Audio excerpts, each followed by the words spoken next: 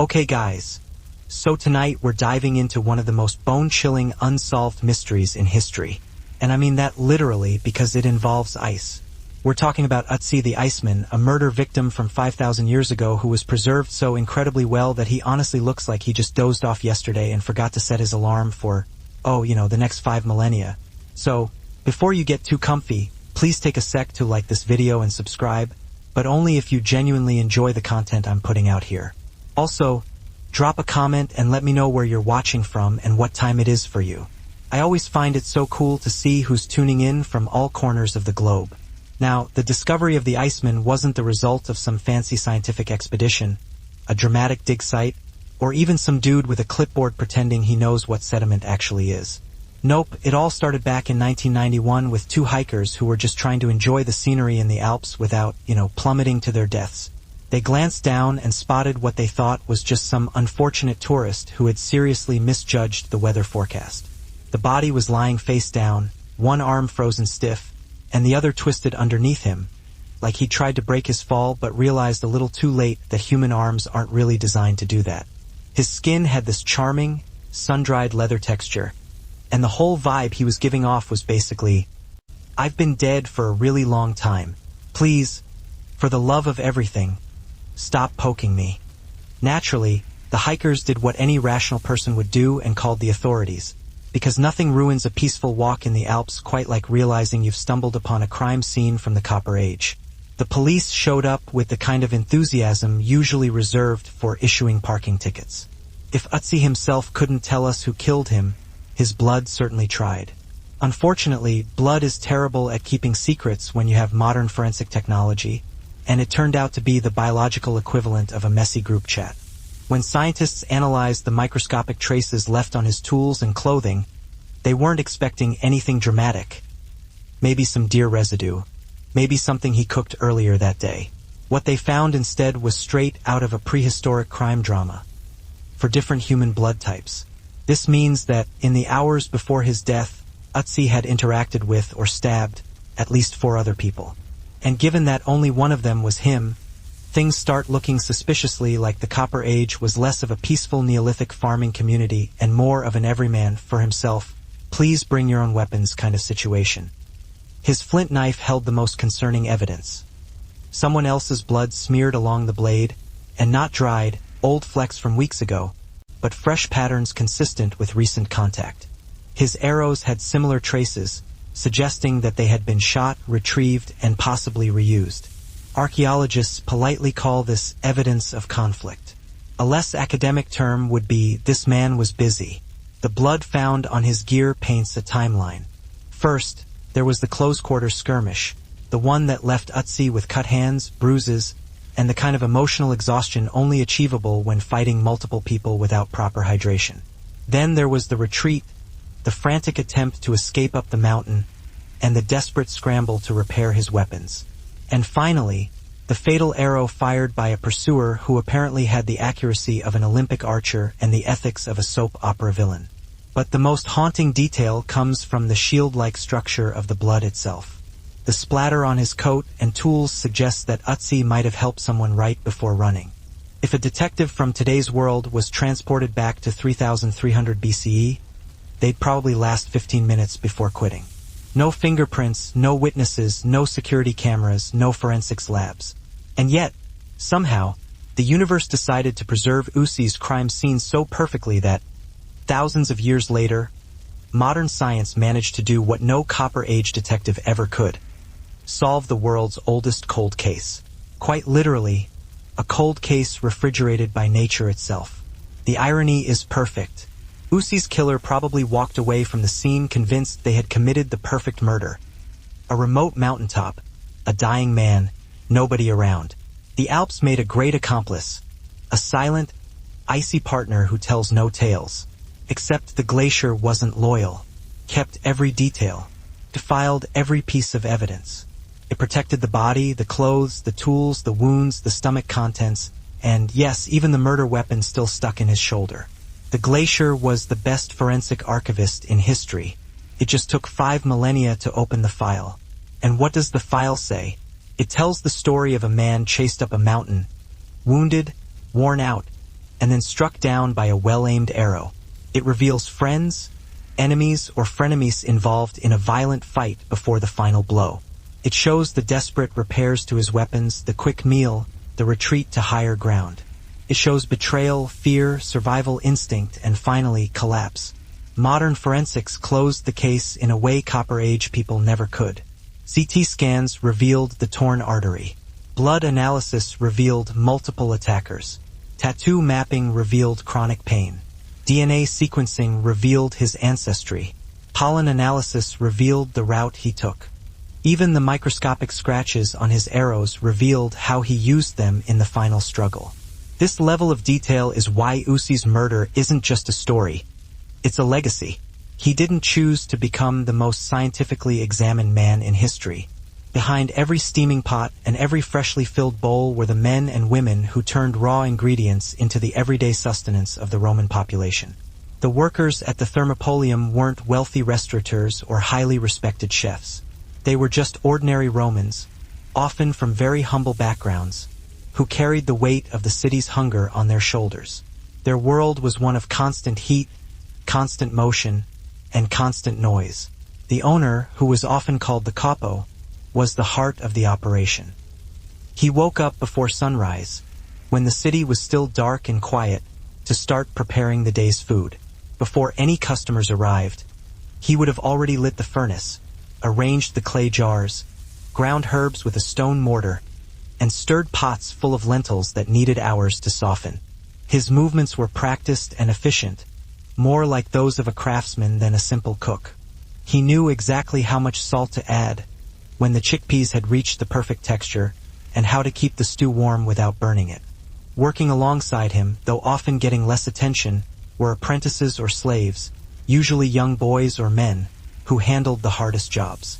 They hauled water from the public fountains, chopped vegetables, washed soot-blackened cooking pots, and ran back and forth to the nearby markets for extra bread or olives when supplies ran low. Their tunics always smelled of smoke and stew, and their hands were permanently stained with oil. But without them, the Thermopolium couldn't have functioned for even an hour. Women played a role, too, especially in taverns that were run as family businesses. They might knead bread, season dishes, count coins, or serve customers during the busiest times of the day. Some even made small desserts, like honeyed pastries, to sell alongside the savory meals. Between training drills and long hours of guard duty, a shigeru lived in a world defined not by heroic battles, but by small, practical tasks that filled the quiet stretches of their days. Peace in the Edo period meant that most foot soldiers spent far more time sweeping, repairing, and maintaining than fighting, and life between wars became a slow rhythm of survival, routine, and small comforts. Many a shigeru turned to fishing during their free time. Armed with little more than a bamboo rod and a simple line, they walked to nearby rivers or castle moats, hoping to catch carp or small river fish that they could grill over a modest fire. Fishing wasn't just about food. It was a rare moment of solitude. Sitting by the water, listening to the soft ripple of currents, gave them space to breathe in a life otherwise filled with commands and duties. Some never caught anything, but even returning empty-handed felt better than staying cooped up in the barracks. Others filled the hours with maintenance chores. Spears dulled easily, and armor grew stiff if neglected. So a shigeru often sat outside in the shade, carefully oiling spear shafts, tightening armor cords, or patching worn tabi socks. The work was repetitive but grounding. It reminded. They also believed that even if no enemy threatened their lands, a warrior should maintain his equipment with the same dedication that a monk devotes to his temple. Some of the men even cultivated small vegetable gardens near their barracks, tiny plots of land where they grew green onions, radishes, and other herbs to season their otherwise bland food. These gardens didn't need much space and required even less skill, but they did provide a sense of quiet satisfaction. Sharing a small handful of fresh greens with your buddies could turn a basic bowl of rice into a mini feast. During the hotter months, the Ishigaru would get together beneath the trees to repair straw sandals, whittle wooden charms, or just hang out and chat. Outside, Rome's nighttime sounds seep inward. Drunken singing, arguments in distant alleys, stray dogs barking, and the clank of a night watchman's staff against the pavement. But inside the Pop Ina, The warmth wraps itself around every tired body, creating a kind of fragile sanctuary. For a few hours, the people inside can forget about the cold rooms. Translation asterisk. Awaiting them were the debts they owed and the work that awaited them at dawn. By the time the innkeeper finally closed the door, shooing customers out with gruff farewells, the Papaina felt like a fire that had burned brightly and then dimmed. The coals glowed faintly, bowls lay stacked, and the lingering smell of garum clung to the walls. Night in the Pauper wasn't peaceful, but it was honest. A place where the city dropped its armor and breathed loudly, roughly, but together. A Roman Pauper was never just a place. It was a crossroads of lives. Step inside at any hour, and you encountered a shifting cast of characters, each with their own burdens, ambitions, and stories. The tavern didn't care who you were before entering. Once inside, everyone belonged to the same smoky, noisy, chaotic world.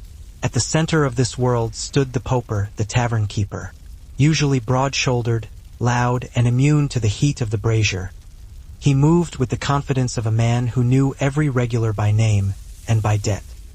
He settled arguments with one look, tossed out troublemakers without ceremony, and could ladle stew, pour wine, and negotiate prices all in a single breath. His wife, if he had one, usually managed the money box or scolded customers who tried to flirt. Beside them were the laborers, dock workers, carpenters, porters, bricklayers, and builders, whose bodies bore the marks of endless toil. Their tunics were stained from sweat and dust, their hands rough and cut. They came for warmth, for calories, and for a moment when the city stopped demanding something from them. Then there were the gamblers, always huddled in shadowy corners, shaking dice carved from bone or knuckle bones. Their eyes darted around constantly, half focused on the game, the other half scanning for potential marks.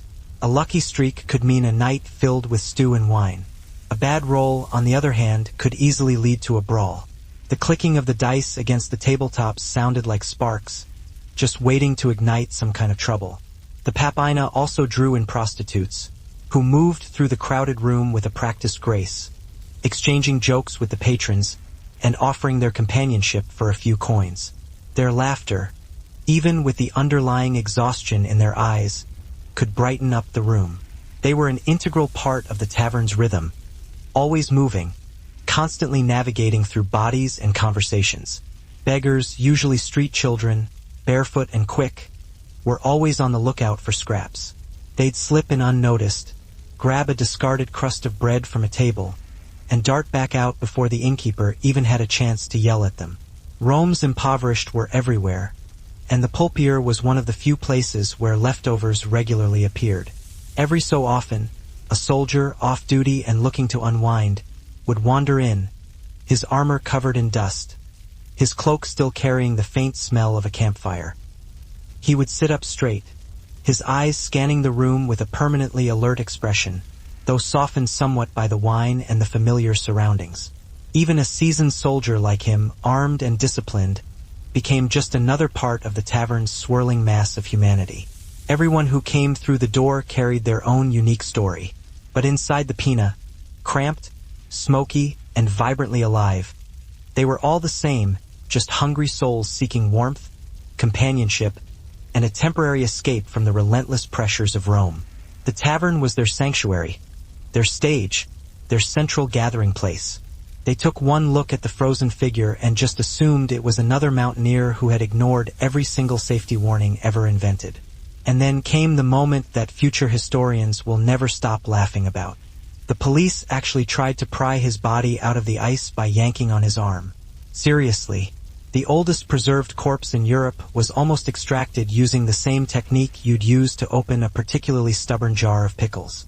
But then someone finally noticed the shoes. Not hiking boots, not sneakers, but actual shoes made from animal hide and grass. The kind of footwear you only ever see in documentaries narrated by people with incredibly soothing voices. Then they found the copper axe. Clean, polished, and definitely not something you'd find in the modern hiker section at REI. Copper tools haven't exactly been standard equipment since people were still convinced that the wheel was the hottest new invention on the market. That's when it clicked. This wasn't a recent casualty. This wasn't even a medieval casualty. This was a 5,300-year-old man who had somehow refused to decompose out of sheer spite. Archaeologists were immediately called in, and they arrived like kids on Christmas morning. Suddenly, the police weren't allowed to touch anything anymore, which was probably for the best, because the next logical step would have been someone shouting, "Okay, let's just yank harder." And just like that, the Alps delivered the world's oldest cold case, literally frozen solid, perfectly preserved, and practically begging for a forensic comeback tour. If Ötzi had died anywhere else, a forest, a field, basically any location with normal weather, we'd have nothing. No body, no gear, maybe a tooth or two if we were incredibly lucky. But Ötzi didn't die in a reasonable place. Nope, he chose a freezing alpine mountaintop, which is basically the prehistoric equivalent of hitting save on your entire existence. Some researchers believe that he attempted to carry or aid a wounded companion. If true, that means his final hours weren't just violent. They were tragic, heroic, and deeply unlucky. Imagine trying to save someone only to be chased up a mountain and shot for your trouble. Prehistoric friendship was a dangerous game. In the end, the blood patterns turned Ötzi from a frozen hiker into the last survivor of a very bad afternoon. His tools weren't just supplies. They were evidence for blood types, one murder victim, and a mystery written in red, preserved in ice. If there is one detail in this entire murder case that keeps archaeologists up at night, it's the copper axe. Not the arrow in his back. Not the 4 different people's blood on his gear. Not the fact that his final moments looked like an ancient episode of Man versus Everything. No, it's that nobody stole the axe. This wasn't some ordinary tool. A copper axe in 3300 BCE was a luxury item. Not nice outfit luxury, but more like you are officially the coolest guy in a 50-mile radius luxury. Copper was rare, hard to extract, and even harder to work. Owning a polished copper blade meant status, authority, and probably a little prehistoric swagger. So why was it still on Ötzi's body? If this had been a robbery, the killer would have taken the axe immediately. If it had been an opportunistic attack, the weapon would have vanished long before the ice ever touched him, even if the killer didn't personally want it. They could have traded it for food, clothes, or a slightly less miserable life expectancy. But instead, it was left behind neatly, deliberately untouched, almost as if the murderer wanted the world to know. This wasn't about the stuff. This was about him. This single detail transforms the crime from a random act of violence into something much pettier and far more human. A personal grudge. Someone wanted Ötzi dead, yes, but they didn't want to benefit from it. He didn't choose to have his last moments shown in every documentary ever made. He didn't choose fame. He just had the bad luck to die in a really good freezer. And yet, his story lasts because it's not about kings or empires. It's about a human being. Flawed, injured, running, fighting, eating, surviving until he couldn't anymore. The case is closed. The mystery is solved. The killer is gone forever. But Ötzi remains, a frozen witness, telling his story long after everyone involved turned to dust. The oldest murder in history didn't stay buried. The ice made sure of that. At the heart of ancient Rome, long before the sounds of modern cafes and street vendors filled our cities, there was a place that every Roman, rich or poor, knew well, the Thermopolium. Picture a narrow street where sunlight bounces off clay tiles, where wagons rumble slowly over uneven stones, and where every corner buzzes with chatter about gladiators, taxes, and whatever scandal the emperor has caused this week. Now picture, tucked between a bakery and a linen stall, a lively open-air tavern with its marble counter sticking out toward the street like an invitation. This is the Roman version of a fast food stand, and it's crowded almost every hour of the day. The counter itself is the main attraction, made from stone or brick and polished smooth by generations of forearms leaning over it. It's lined with deep terracotta jars resting in circular holes. Each jar holds something warm, fragrant, and ready to eat. Lentil stew simmering in a thick, earthy broth, olives floating in brine, honeyed nuts, spiced chickpeas, or even leftover cuts of pork soaking in garum, the infamous fermented fish sauce that Romans loved way more than we ever could. Steam rises from the warm jars, carrying hints of herbs like lovage, fennel, and thyme. Before the lunch rush, the owner wipes down the counter, stirs the pots, and checks the coals underneath the jars to keep everything at just the right temperature. Their voices were often sharp, practical, and full of experience, cutting through the chaos with instructions or warnings shouted over the counter. A successful thermopolium depended on more than just cooking skills. It took endurance. Workers had to deal with the intense heat from the stove, heavy clay pots to lift, and the never-ending stream of customers demanding fast service. Coins changed hands constantly. Tempers flared when portions seemed too small, and the owner needed the instincts of both a businessman and a diplomat to keep everyone happy. These workers rarely got any praise. Most customers barely noticed their efforts, focusing only on the food they were given. But they were the unsung backbone of Roman street life. Through their work, thousands of people were fed every day. They fed soldiers, sailors, merchants, craftsmen, beggars, and travelers. In doing so, they helped to keep the largest city in the ancient world alive and moving. Their contribution was humble, but it was essential. No meal at a thermopolium felt complete without something to drink. And in ancient Rome, the drink of choice, no matter what time of day, was wine. To modern tastes, Roman wine might have seemed harsh, thick, or way too sweet, but to the people of the empire, it was a daily necessity. Even the poorest Romans expected to have a cup of it with their lunch. Of course, they weren't drinking the finest vintages. Those were saved for banquets and wealthy families. But a cheap, mass-produced variety that flowed as freely as the Tiber River itself. The wine that was served at street taverns was almost always mixed with water, a practice the Romans considered civilized and essential. Drinking wine straight from the barrel was associated with barbarians, wild Gauls, uncouth Thracians, or anyone who lacked Roman discipline. So, even at the most humble thermopolium, the owner kept a jug of water next to the wine jar, diluting the drink just enough to stretch the supply. They didn't talk about sweeping military strategies, but instead focused on more immediate concerns like the price of rice, the moods of their commanding officers, or the small hopes they held for their families. A few of the men even practiced writing, carefully stroking characters on scraps of paper with their brushes as they tried to improve their penmanship. Without war, life evolved into a drawn-out exercise in patience. These unassuming, quiet, and often overlooked activities kept the Ashigaru grounded. Their days weren't filled with the thrill of battle or the glory of heroic charges, but with the constant, unremarkable tasks that allowed them to persevere. And in a lot of ways, this gentle rhythm molded them more profoundly than any battlefield ever could. For all of their demanding jobs and low status, many Ashigaru cultivated surprisingly peaceful inner lives. The long peace of the Edo era left them with stretches of time between duties, hours that could easily have dissolved into boredom or restlessness. Instead, a lot of them turned inward, embracing the arts that had long been admired throughout Japan. Haiku writing and simple calligraphy, in particular, became comforting companions in an otherwise strict existence. Haiku appealed to the Ashigaru because of its simplicity and clarity. It didn't ask for lavish ink, expensive paper, or complex learning, just observation, honesty, and a brief moment of calm. After spending a day polishing spears or guarding the castle gates, an Ashigaru might sit beneath the eaves of the barracks, listening to the wind rustle through the bamboo. In that quiet space, he could distill a feeling, a season, or a passing moment into just 17 syllables, maybe a single frog leaping into the water, the creak of an old gate at dusk, or a lantern's light trembling on a rainy night. These weren't the grand themes of noble poets, but rather the small truths of daily soldier life.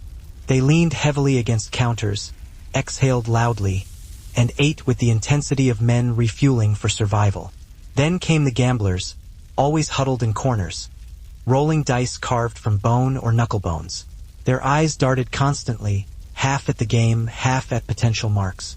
A lucky streak could buy a night of stew and wine. A bad roll could turn into a fist fight. Dice clicked across tabletops like sparks waiting to ignite trouble.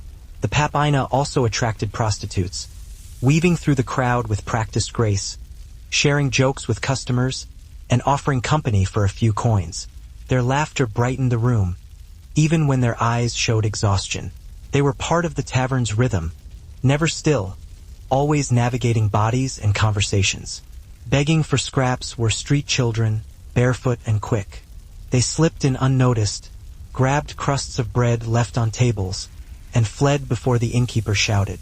Rome's poor were everywhere, and the pulpier was one of the few places where leftovers appeared with regularity. Sometimes a soldier off duty would wander in, his armor dusty, his cloak smelling of campfire. He sat straight-backed, watching the crowd with habitually alert eyes, yet softened by wine and familiarity. Even he, armed and disciplined, blended into the tavern's swirling human mass. Everyone inside carried a different story, but in the Pina, cramped, smoky, alive, they became the same. Hungry souls looking for warmth, company, and a moment's escape from Rome's relentless pace. The tavern was their refuge, their stage, their gathering place. A small world inside the vast empire. For all its warmth and noise, a Roman papina carried an undercurrent of danger that pulsed beneath the laughter and clattering bowls. The tavern was a haven for the poor, yes, but also for the desperate, the cunning, and the reckless. It was a small world contained within a vast empire. Despite all the warmth and laughter, a Roman papina also possessed a hidden undercurrent of danger that vibrated beneath the surface. It was a haven for the poor, yes, but also for the desperate, the cunning, and the utterly reckless. Anyone who crossed the threshold accepted a silent agreement.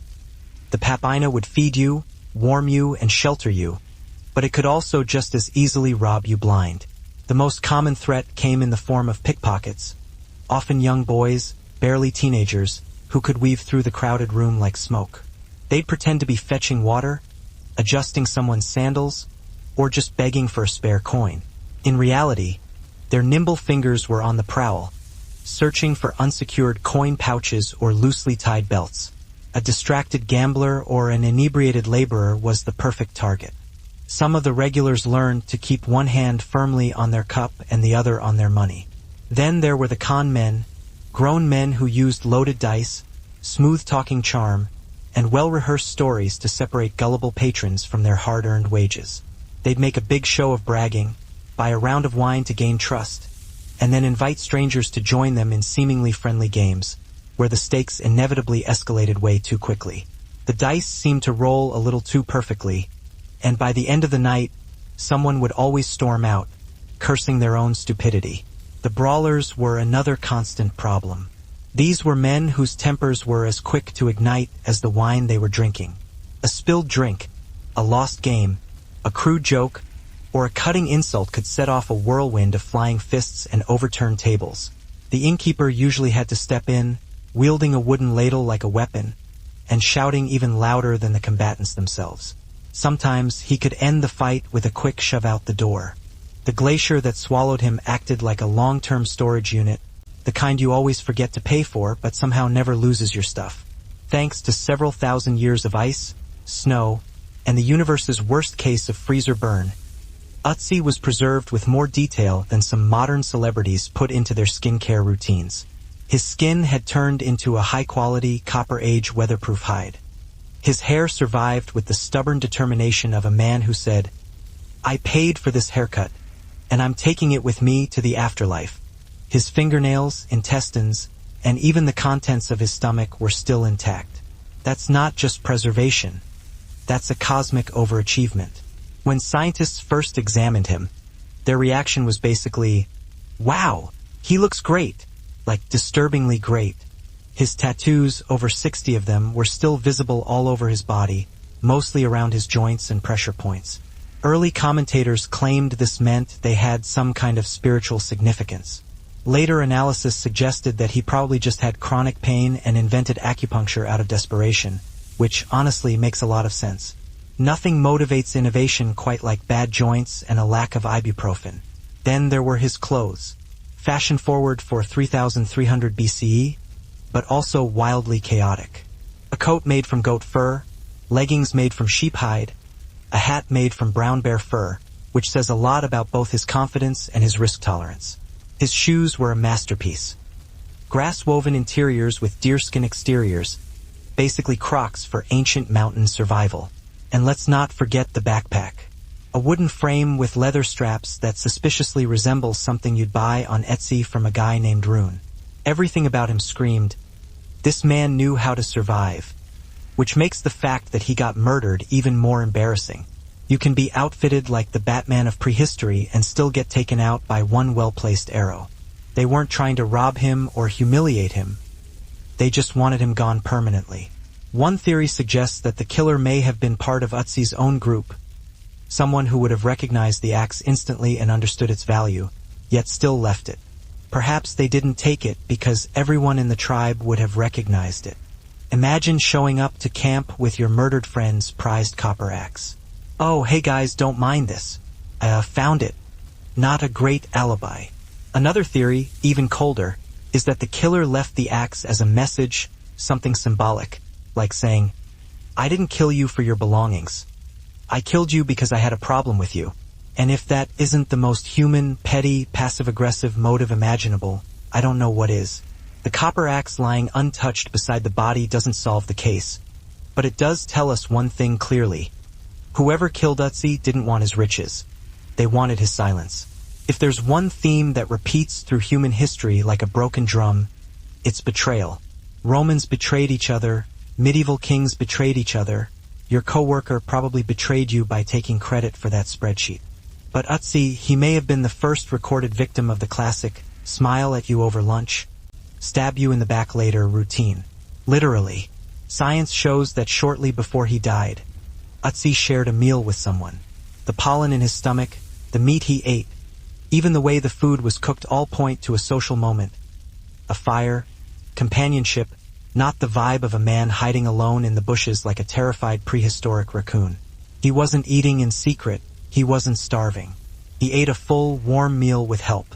Whoever prepared or shared that food with him was close, trusted, familiar, possibly even bonded with him through the shared trauma of ancient life, where everything, weather, wildlife, other humans, could kill you with impressive enthusiasm.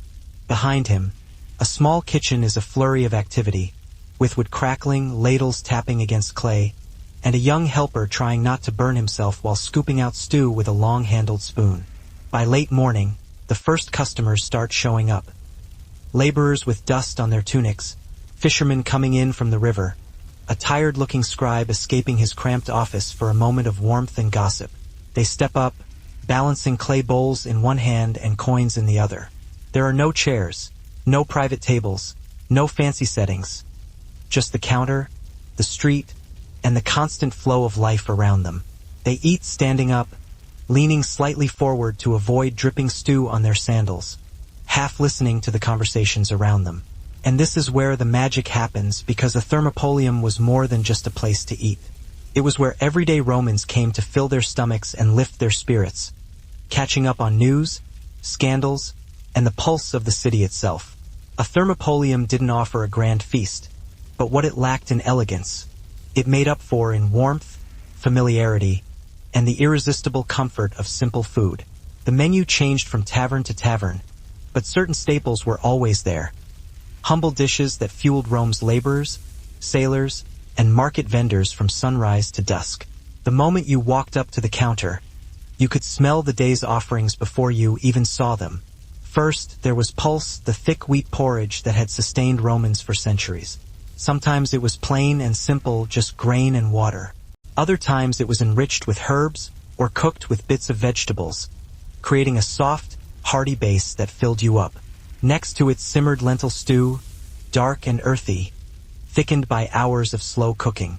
The lentils softened until they almost melted, creating a creamy texture flavored with garlic, olive oil, and crushed coriander seeds.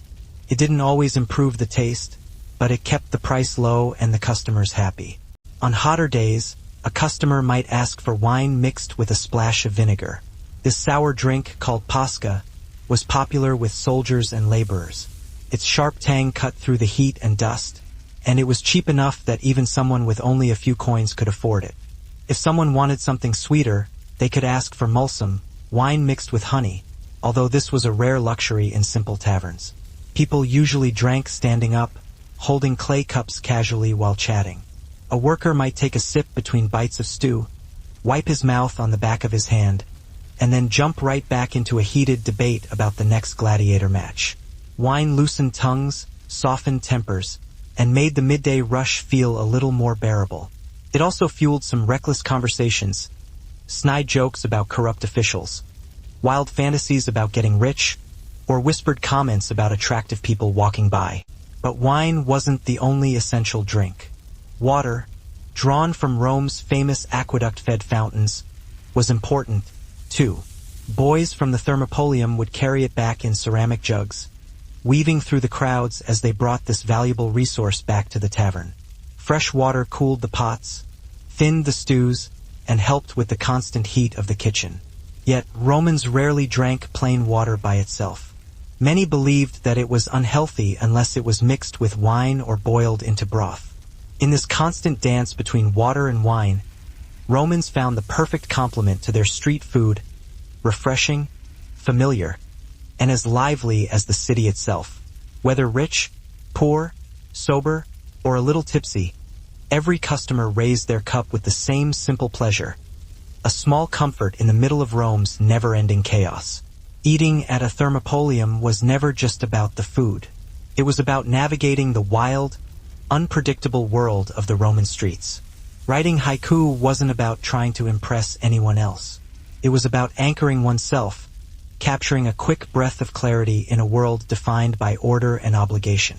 Calligraphy, while more challenging, offered a similar kind of solace. A shigaru would often practice using cheap brushes and watered-down ink in order to stretch their supplies.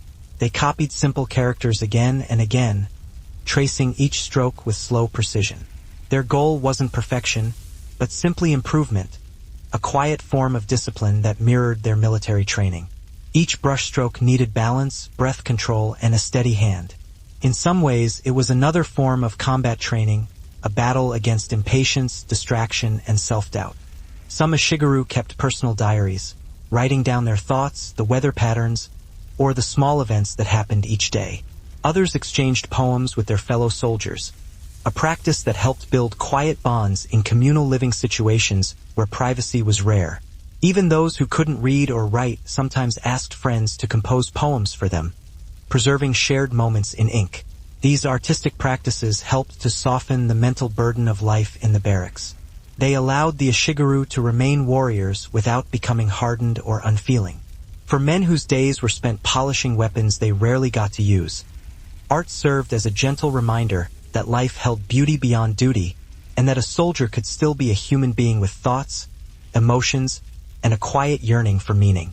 In a peaceful era where swords stayed in their sheaths, it was often the ink brush, not the spear, that shaped the Ashigaru's heart. Although the Ashigaru lived with a sense of discipline shaped by their lords, their deeper sense of balance came from something quieter: faith. The Edo period was a time when everyday life blended seamlessly with spiritual practice. Anyone who stepped inside accepted an unspoken truth. The Papina fed you, warmed you, sheltered you, but it could rob you just as quickly. The most common threat came from pickpockets, boys no older than 12 or 13 who slipped between patrons like smoke. They pretended to fetch water, adjust sandals, or beg for scraps. In reality, their sharp fingers hunted for loose coin pouches or untied belts. A distracted gambler or a drunk laborer made the perfect target.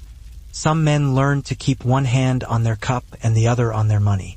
Then there were the con artists, grown men who used dice, charm, and a well-practiced story to separate a fool from his pay. They bragged loudly, bought a round of wine to gain trust, and then invited strangers to friendly games where the stakes rose too quickly. The dice rolled too smoothly, and by the end of the night, someone stormed out, cursing their own naivety. The brawlers were another problem. Men whose tempers flared as quickly as the wine flowed. A spilled drink, a lost game, a crude joke, or a sharp insult could ignite a whirlwind of fists and overturned bowls. The innkeeper usually had to intervene, wielding a wooden ladle like a weapon, shouting louder than the fighters themselves. Sometimes he ended the fight with a shove out the door. Other times he simply let the troublemakers punch themselves tired, knowing they'd sober up soon enough. But the most feared presence in the tavern was the thief who worked for gangs. A man who entered quietly, watched silently, and chose victims carefully. He rarely stole inside the pina. Instead, he followed men outside, trailing them down dark alleys where the only witnesses were stray dogs. A single shove, a quick grab, and he vanished into the narrow labyrinth of Rome's back streets. Even the tavern keeper lived with risk. Other times, he'd simply let the troublemakers punch themselves into exhaustion, knowing they'd sober up sooner or later. But perhaps the most feared presence in the tavern was the thief who worked for one of the local gangs. He was the type of man who entered quietly, observed everything in silence, and carefully selected his victims. He rarely committed his crimes inside the pina itself. Instead, he would follow men out into the night, stalking them down dark alleys where the only witnesses were stray dogs. A swift shove, a quick snatch, and he'd disappear into the tangled web of Rome's back streets. Even the tavern keeper himself lived with risk hanging over his head.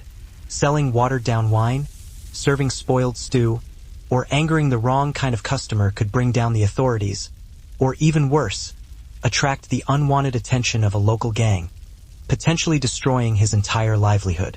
He walked a tightrope every night, trying to maintain order in a room practically designed for chaos. And yet, despite all the dangers, people kept coming back. Because danger was a constant companion in Rome, lurking on the streets, in the markets, on the docks. At least in the pina, you face those risks with a bowl in your hand, a little warmth on your skin, and surrounded by a crowd of people. Risk was simply part of the tavern's natural rhythm, and the poor understood that rhythm better than anyone.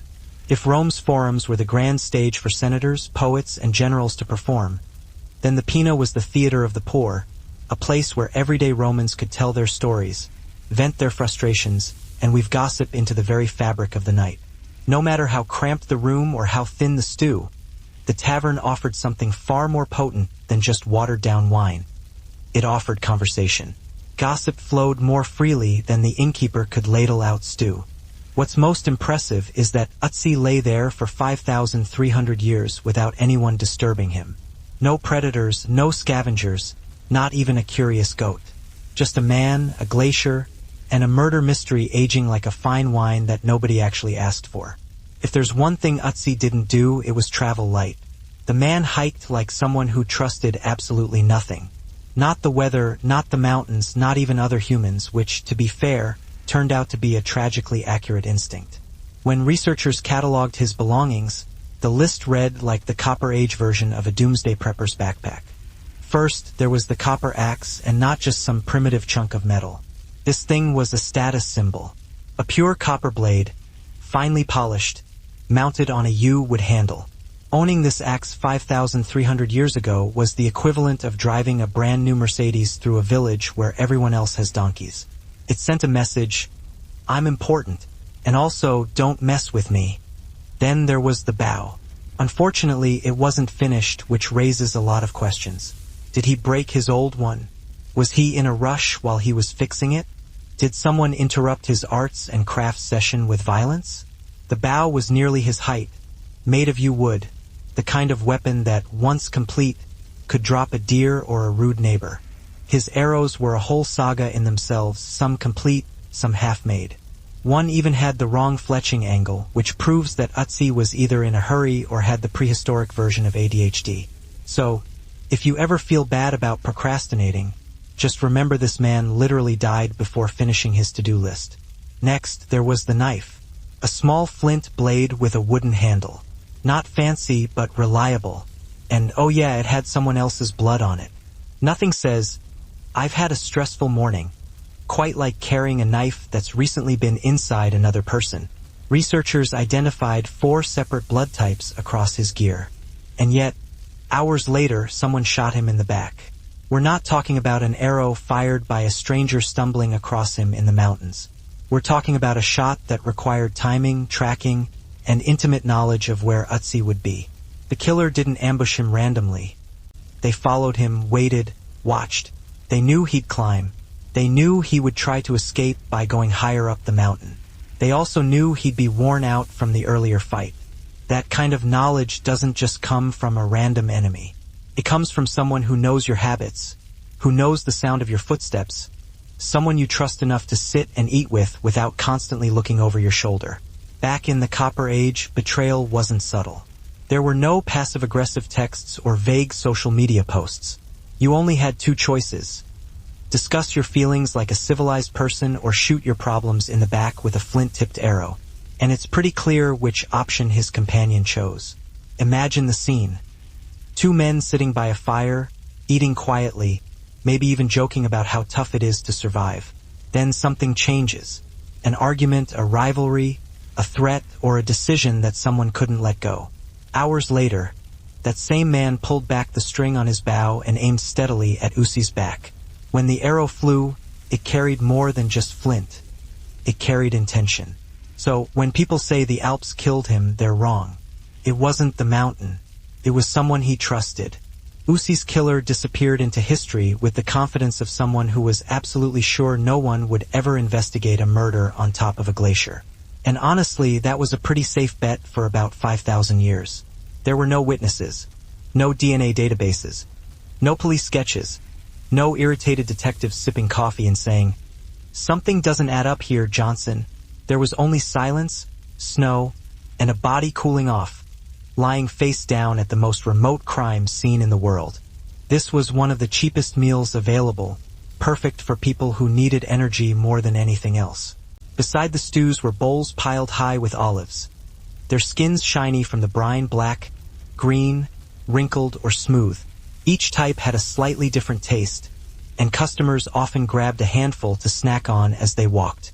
If a tavern was lucky enough to be close to the coast, you might also find pickled fish, salted anchovies, or pieces of tuna preserved in oil. But no Roman meal felt complete without bread. Not the soft, fluffy loaves we know today, but dense rounds of wheat or barley, often stamped with a bakery mark. Customers tore off chunks to scoop up stew, soak up sauces, or just chew on between sips of cheap wine watered down just enough to stretch the tavern's supplies. And then, of course, there was garum, Rome's favorite flavor enhancer. Sharp, salty, and completely unmistakable, it was drizzled over nearly everything. A bowl of lentils became richer. A slice of bread gained depth.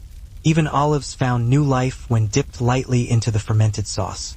To the Romans, garum wasn't weird. It was essential. The taste of home, the taste of the empire itself. As customers ate, they wiped their bowls clean, returned them to the counter, and, if they could afford it, ordered seconds. For many, this simple, fragrant menu wasn't a treat, but a daily routine, the fuel that kept the entire city moving hour after hour. If there was one thing that defined street food in ancient Rome, it was movement. Nothing stayed still for long. Not the crowds, not the gossip, not even the customers themselves. Eating at a thermopolium was never a leisurely event. There were no cushioned seats, no shady terraces, no servers gracefully moving between tables. Instead, Romans ate standing up, balancing clay bowls in their hands while shifting their weight to avoid being bumped by people rushing past. For every comforting bowl of stew and every friendly argument about gladiators, there was a whole ecosystem of opportunists, performers, and troublemakers who thrived in the crowded chaos. A man might walk into the tavern feeling hungry and relaxed, but he always kept one hand on his coin purse. Rome was magnificent, yes, but it was also full of people who were ready to take advantage of a moment's distraction. Among the most skilled were the pickpockets, often young boys or wiry teenagers working in pairs. One would bump into a customer on purpose, maybe spilling a little wine on his tunic, while the other would slip his nimble fingers into the victim's purse. By the time the victim muttered a curse and wiped off the spill, the thief had already disappeared into the crowd. Thermopolia were perfect hunting grounds. Busy, loud, and full of customers juggling bowls, cups, and conversations. A single moment of laughter or annoyance was all a thief needed. Still, not everyone in the crowd was dangerous. Many were there simply to entertain. Street performers hung around near the entrances of the Thermopolia, hoping that the smell of warm food would attract spectators and earn them some coins. A juggler might toss clay cups into the air, balancing one on his forehead as children squealed with delight. A flute player stood near a fountain, filling the air with a lilting melody that rose above the noise. Some storytellers recited epic poems or whispered scandalous tales, tailoring their performance to suit the audience. Their presence added some color and charm, turning a simple lunch into a moment of shared fun. But there were other dangers on the streets, too. Dangers that had nothing to do with criminals. A startled horse could suddenly bolt, sending carts crashing into market stalls. A delivery of amphorae might spill, scattering fragments of pottery across the stones. Even for low-ranking warriors, men who rarely saw battle and often faced uncertainty about the future, shrines offered a steady place of grounding. Prayer, ritual, and simple acts of devotion shaped the emotional rhythm of their lives just as much as training or guard duty did. Near every castle town were small Shinto shrines, usually tucked beneath tall cedar trees or beside quiet footpaths. A shigaru would often visit these shrines during their off hours, approaching the wooden torii gate with bowed heads and slow steps. They would wash their hands at the purification basin, feeling the cold water flow over calloused palms that had been worn from practicing with spears. It was a simple act, but it symbolized clearing the mind. Inside the shrine grounds, the world seemed to exhale. Crickets chirped, leaves rustled overhead, and wind chimes softly rang against each other. Here, the rigid structure of life in the barracks loosened its grip. The Ishigaru would clap twice, bow deeply, and whisper their hopes, always modest and rarely grand. Some prayed for good health or favorable weather. Others prayed for their families in distant villages. A few asked simply for the strength to endure another year of duty. In the evenings, lantern-lit paths glowed softly as the Ishigaru walked to local Buddhist temples as well. Buddhism offered them a sense of introspection, a reminder that suffering and hardship were a natural part of life's cycle. Listening to a monk's chant drifting from inside the temple hall, they felt the weight of their daily routines ease, even if only briefly. Seasonal festivals were especially meaningful. During the new year, the Ishigaru would gather with the townspeople to offer the first prayers of the year, ring bells, and warm themselves with sweet rice wine. In the summer, they visited shrines during Obon, lighting small lanterns to honor their ancestors. Selling wine without proper dilution, serving spoiled stew, or angering the wrong customer could bring authorities, or worse, a local gang crashing down on his livelihood. He walked a tightrope every night, trying to keep peace in a room built for chaos. Yet, despite all the dangers, people returned. Because danger was everywhere in Rome. On the streets, in the markets, on the docks, at least in the Pina, you faced it with a bowl in your hands, warmth on your skin, and a crowd around you. Risk was simply part of the tavern's rhythm, and the poor understood rhythm better than anyone. If Rome's forums were the stage of senators, poets, and generals, then the Pina was the theater of the poor, a place where everyday Romans told their stories, vented their frustrations, and spun gossip into the lifeblood of the night. No matter how cramped the room or how thin the stew, the tavern served something far more intoxicating than diluted wine: conversation. Gossip flowed faster than the innkeeper could ladle stew. A dock worker, fresh from unloading ships at Ostia, leaned over his bowl to announce that grain shipments were delayed. Prices will rise. Mark my words.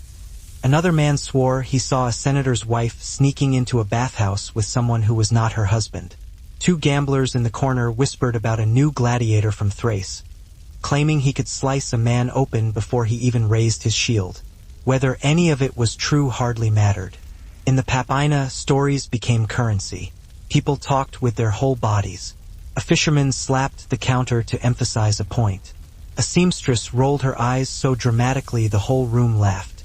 A man who had never left the city claimed he once saw a sea serpent off the coast, stretching his arms so wide that a nearby customer nearly lost his wine. Even lies became entertainment. And then there were the storytellers, those natural performers who turned every misfortune into a comedic tale. A dock worker, fresh from unloading cargo ships at Ostia, would lean over his bowl and announce in a hushed tone that grain shipments were being delayed. Prices are going to skyrocket. Take my word for it. Another man would swear he saw a senator's wife sneaking into a bathhouse with someone who definitely wasn't her husband. Two gamblers in the corner would whisper about a new gladiator from Thrace, claiming he could slice a man open before he even had time to raise his shield in defense. Whether any of these rumors were actually true hardly mattered at all. In the Papina, stories were a form of currency. People expressed themselves with their entire bodies. A fisherman might slam his hand down on the bar to emphasize his point. A seamstress would roll her eyes so dramatically that the whole room would burst out laughing. A man who had never even left the city limits would claim he once saw a sea serpent off the coast, stretching his arms out so wide that a nearby customer nearly spilled his wine. Even blatant lies became a source of entertainment. And then, of course, there were the born storytellers, those natural performers who could transform any misfortune into a hilarious comedic tale. One man described being chased through the forum by an angry goose with such tragic flair that the entire Pina erupted in laughter. Another reenacted his disastrous attempt to flirt with a wealthy merchant's daughter, complete with exaggerated gestures that even managed to elicit a chuckle from the innkeeper himself. For many, this nightly exchange of stories and rumors was nothing short of a lifeline. Life in Rome's Insulae was incredibly tough. Cramped living spaces, crumbling stairwells, constant threat of fires and thieves, and endless backbreaking work. But inside the Pop-Pina, even the poorest Roman could feel like someone was actually listening to them. So Ötzi wasn't just running from danger, he had participated. He carried a fire-starting kit like a man who had been personally betrayed by the weather before. Flint, pyrite, and tinder fungus. Basically, everything necessary to start a fire in any conditions short of a full-on biblical flood. And we can't forget the medicine kit. Bundles of birch polypore fungus. Anti-inflammatory, antibacterial, and antiparasitic. This wasn't just folklore. This was effective prehistoric pharmacology. The man was treating infections before infection was even a word. Finally, there was the frame backpack. A reinforced wooden structure with leather straps, sturdy, practical, and 100% Ötzi core. It held everything from tools to food scraps, proving that the man believed in being prepared for absolutely anything. Anything, apparently, except for an arrow to the back. If there's one thing Ötzi didn't do before dying, it was skip lunch. In fact, the man's final hours look less like a desperate flight for survival, and more like someone panic-eating their way through a crisis. Thanks to the icy miracle of nature's longest-running refrigerator, scientists were able to analyze not just his bones and organs, but the snack choices he made shortly before being murdered. And let me tell you, Ötzi went out with a full stomach. His last meal was a prehistoric charcuterie board. Ibex meat, red deer, spelt grains, fat, pollen, and what can only be described as wild herbs that someone claimed were healthy. Basically, he ate the Copper Age version of a protein-heavy meal prep box designed by a caveman nutrition influencer. What's fascinating and slightly comedic is that he ate two distinct meals before he died. Like a man who couldn't decide if he needed fuel for a hike or comfort food for emotional devastation. Meal 1, his earlier meal, showed no stress markers, no elevated activity, no panic. After the arrow hit, the murderer didn't even bother to check if he was dead or take a trophy. No dramatic villain speech, no looting, not even a polite kick with his toe to see if Ötzi was still breathing. They just walked away, probably with the calm satisfaction of someone saying, "Great, that problem is taken care of," and immediately failing to realize that glaciers are extremely judgmental and great at long-term storage. What happened next is what frustrates every archaeologist. The aftermath that we'll never see. Did the killer go back to his group and act like nothing happened? Did he make up a story about the arrow he just used? Did he say Ötzi wandered off like a prehistoric toddler at a marketplace? Did the group even care? Humans love drama, but prehistoric humans also liked minding their own business. We'll never know which group this tribe belonged to. And what about the people whose blood ended up on his gear? Did they survive their injuries? Did they limp home and tell a completely different story, making themselves the hero and Ötzi the bad guy? If you've ever heard two people describe the same argument, you already know those stories wouldn't match up. We also can't see how the tribe reacted when Ötzi didn't come back. Did they miss him? Was he important? Was he just the local troublemaker that people put up with out of obligation? Maybe they were briefly concerned before shrugging and saying, "Well, that's the mountains for you." Or maybe his disappearance caused conflict, suspicion, or a quiet fear that their own group had turned on itself. The truth is, after he died, the world around him kept going. His people lived, argued, hunted, slept, and got older without him. His killer kept living, carrying the secret of a perfect murder. A secret they thought would disappear into the snow and wind, not be shown in every museum documentary ever made. The aftermath is gone forever, but the silence that followed his death lasted 5,000 years. The rhythm of the street didn't stop just because someone wanted lunch. So people learned to adapt, leaning against walls, fountain edges, or even each other as they spooned stew into their mouths. The bowls were rounded and small enough to hold easily, yet deep enough to hold a good portion of lentils, chickpeas, or barley porridge. Bread was torn one-handed, used as both a utensil and a sponge, and wine, often watered down, was gulped from simple ceramic cups. A quick meal meant efficiency, and the average Roman had perfected the skill. The standing habit wasn't just practical. It was social. Hunger brought people together, and the thermopolium acted as a sort of informal neighborhood meeting place. One person might be finishing a bowl while another squeezed in beside them, already complaining about taxes or the heat. Someone else might be recounting the results of last night's chariot race. A fisherman brushing salt from his tunic might jokingly argue with a baker about whose job was tougher.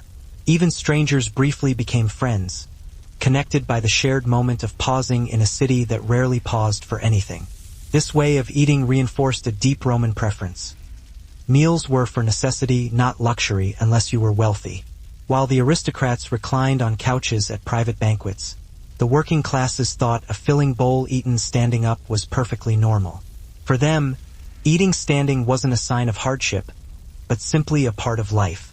It allowed them to finish lunch in minutes before going back to their jobs, chores, or daily responsibilities. What made the scene even more vivid was the constant background noise. Vendors shouting, children running, pots clattering, donkeys braying, and fountains splashing. All of it mixed with the aroma of warm stew and fresh bread.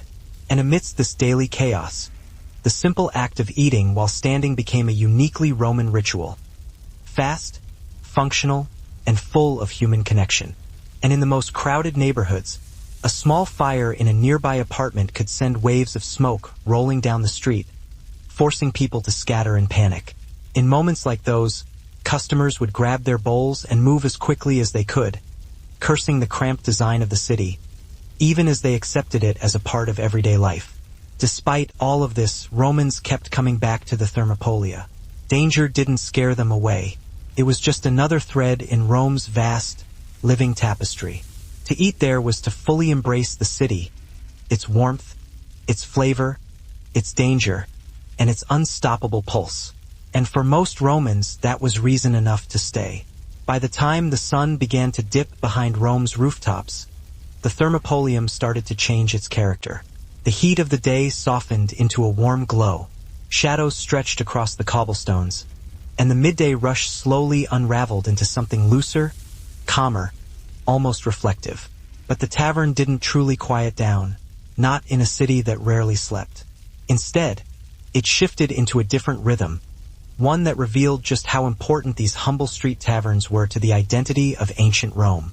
For many Romans, the Thermopolium wasn't just a place to eat. It was the closest thing they had to a neighborhood hub, a public living room, and a shared refuge.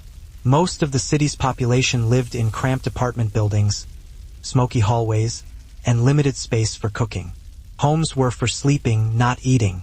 So, when hunger struck, the answer was out on the street, among the warm jars of stew, the pungent smell of garum, the clatter of bowls against stone counters, and the easy company of strangers. In that sense, the Thermopolium was a great equalizer. There, fishermen rubbed shoulders with clerks, and slaves and freedmen whispered gossip next to weary craftsmen. Even the occasional soldier on leave would stop by, his armor dusty and his sword clattering softly at his side as he ordered a quick portion of pulse.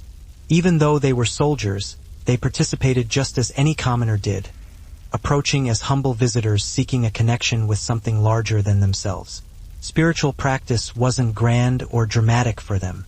It was gentle, woven into the margins of their days. A bowed head before duty, a small talisman tied to a spear shaft, a whispered haiku that doubled as a prayer. These moments reminded the Ishigaru that they weren't merely workers in armor, but individuals with inner lives shaped by tradition and belief. In an era of peace where battles faded into memory, it was often the shrine, not the battlefield, that shaped the warrior's soul. Life as an Ishigaru wasn't glamorous, heroic, or filled with the sweeping legends told about higher-ranking samurai. Yet within the barracks, those long wooden rooms filled with straw mats, clattering bowls, and shared routines, a different kind of strength emerged. Camaraderie, a brotherhood forged not by battle, but by boredom, duty, and the quiet hardships of everyday life. The men lived shoulder to shoulder. Privacy was almost non-existent. Everyone heard when someone sneezed, sighed, muttered in their sleep, or shifted restlessly during the night. But instead of driving them apart, these close quarters wove the soldiers into a strange, informal family. Arguments happened, of course, usually about chores or who borrowed whose tool without asking, but they rarely lasted. Life in the barracks was too interconnected for grudges. During slow afternoons, the Ishigaru would share small stories from home. One man would talk about the rice fields in his village. Another would share stories about siblings he rarely saw. Still another would talk about a wife he hoped to marry once his wages improved. These weren't dramatic tales of valor. They were just simple glimpses of quiet lives waiting beyond the barracks walls. Listening to each other became a source of comfort. One described being chased by a goose in the forum with such tragic flair that the entire Pina erupted in laughter. Another reenacted his failed attempt to flirt with a merchant's daughter, complete with exaggerated gestures that left even the innkeeper chuckling. For many, this nightly exchange of words was a lifeline. Life in Rome's Insuli was harsh. Cramped rooms, collapsing staircases, fires, thieves, endless work. But in the Pop Pina, even the poorest Roman could feel heard. He could share his joys and failures, complain about taxes, mock pretentious elites, or brag about things he'd never actually done. The tavern gave him an audience. Women contributed to the chatter, too. Washerwomen joked about the mountains of dirty tunics they scrubbed. Vendors shared news from the markets. Prostitutes teased customers with quick wit and sharper humor than most men could handle. In this smoky little room, storytelling was survival. The Papina transformed everyday struggle into a communal performance. Messy, loud, and beautifully human. Rome outside was enormous and indifferent. But inside the tavern, everyone had a voice. Everyone mattered. By the time the last customers drained their cups and the innkeeper snuffed out the oil lamps one by one, the Papina held a softened, almost tender silence. Smoke still floated lazily beneath the rafters. The counter, wiped roughly with a damp cloth, glistened faintly in the dying light. Empty bowls were stacked haphazardly. Breadcrumbs littered the floor, and the faint scent of garum, always garum, clung stubbornly to every surface. But beneath the noise and grime, something deeper lingered. The sense that this small room was more than a tavern. It was a lifeline. For the poor of Rome, the Papa was warmth when their insuli were freezing, light when their apartments were dark, and company when the city felt too vast and uncaring. They could share their triumphs and failures, complain about taxes, poke fun at the pretentious elites, or even brag about things they'd never actually done. The tavern provided them with an audience, a place to be heard. Women contributed just as much to the lively chatter. Washerwomen would crack jokes about the endless mountains of dirty tunics they had to scrub clean. Vendors would share the latest news and gossip from the markets. Prostitutes would tease the customers with a wit and humor sharper than most of the men could handle. In this smoky little room, storytelling was a means of survival. The Papina transformed the struggles of daily life into a communal performance, messy, loud, and beautifully human. Rome outside those doors was vast and indifferent, but inside the tavern, everyone had a voice. Everyone mattered. By the time the last of the patrons had drained their cups and the innkeeper started extinguishing the oil lamps one by one, The papina settled into a softened, almost tender silence. Smoke still hung lazily beneath the rafters. The counter, wiped down quickly with a damp cloth, glistened faintly in the dimming light. Stacks of empty bowls were piled haphazardly on the tables. Breadcrumbs littered the floor, and the lingering scent of garum, always garum, stubbornly clung to every surface. But beneath all the noise and the grime, something deeper remained. The feeling that this small, unassuming room was so much more than just a tavern. It was a lifeline. For the poor of Rome, the Papa was warmth when their insulae were freezing cold, light when their apartments were shrouded in darkness, and companionship when the city felt overwhelmingly vast and uncaring. For many, home was just a single rented room, shared with far too many people, infested with dampness and rats, or plagued by crumbling walls. He was just vibing, eating ibex meat, enjoying his day, totally unaware that someone would soon turn him into a historical celebrity corpse. Meal 2 was different. The ibex meat was consumed under stress. His metabolism was in fight or flight mode. Basically, he inhaled his food like someone who had just been told, "Listen, you might want to eat now because you're probably not going to get the chance later." We know this because his stomach still held visible layers of chewed fat and meat, the digestive equivalent of leaving all your browser tabs open at the moment of your death. And here's the wildest part. Researchers found fresh pollen from plants blooming in warm valleys. Yet, he died high in the mountains, meaning that sometime that day he had traveled from valley warmth to icy heights in a hurry. You don't climb thousands of feet unless you're incredibly motivated, you're incredibly stupid, or someone is trying to kill you. Given the arrow in his back, we're going with door number 3. The meal also had traces of charcoal, which suggests that Ötzi cooked something moments before being murdered. Imagine that. Standing over a fire, grilling your last bite of ibex, thinking, yes, nothing like a warm meal before a long climb, while your assassin is somewhere behind a boulder, thinking, perfect, he's distracted. So, yes, Ötzi's Last Supper wasn't ceremonial, spiritual, or poetic. It was stress-eating and, unfortunately, not nearly enough. If Ötzi's final hours were a movie, this is where the soundtrack would shift from peaceful mountain flutes to something is very wrong drums. By the time he started climbing the Alps for the last time, he wasn't just tired or stressed. He was visibly injured. And not, I stubbed my toe on a rock injured, but more like, I've just had a physical altercation with multiple humans, and none of them sent a follow-up apology injured. His hands told the story first. Fresh cuts, several of them. If he could see the number of scientists who have examined him over the past 3 decades, he'd probably file a harassment complaint. The guy has been poked, scanned, sliced, swabbed, x-rayed, DNA tested, and analyzed from every possible angle except his thoughts and feelings. Because, unfortunately, that's the one thing the glacier didn't keep safe. Once he was pulled out of the ice, modern forensic science came down on him like kids going after a piñata. Except instead of candy, they got data, endless, amazing data. His teeth gave clues about what he ate as a kid.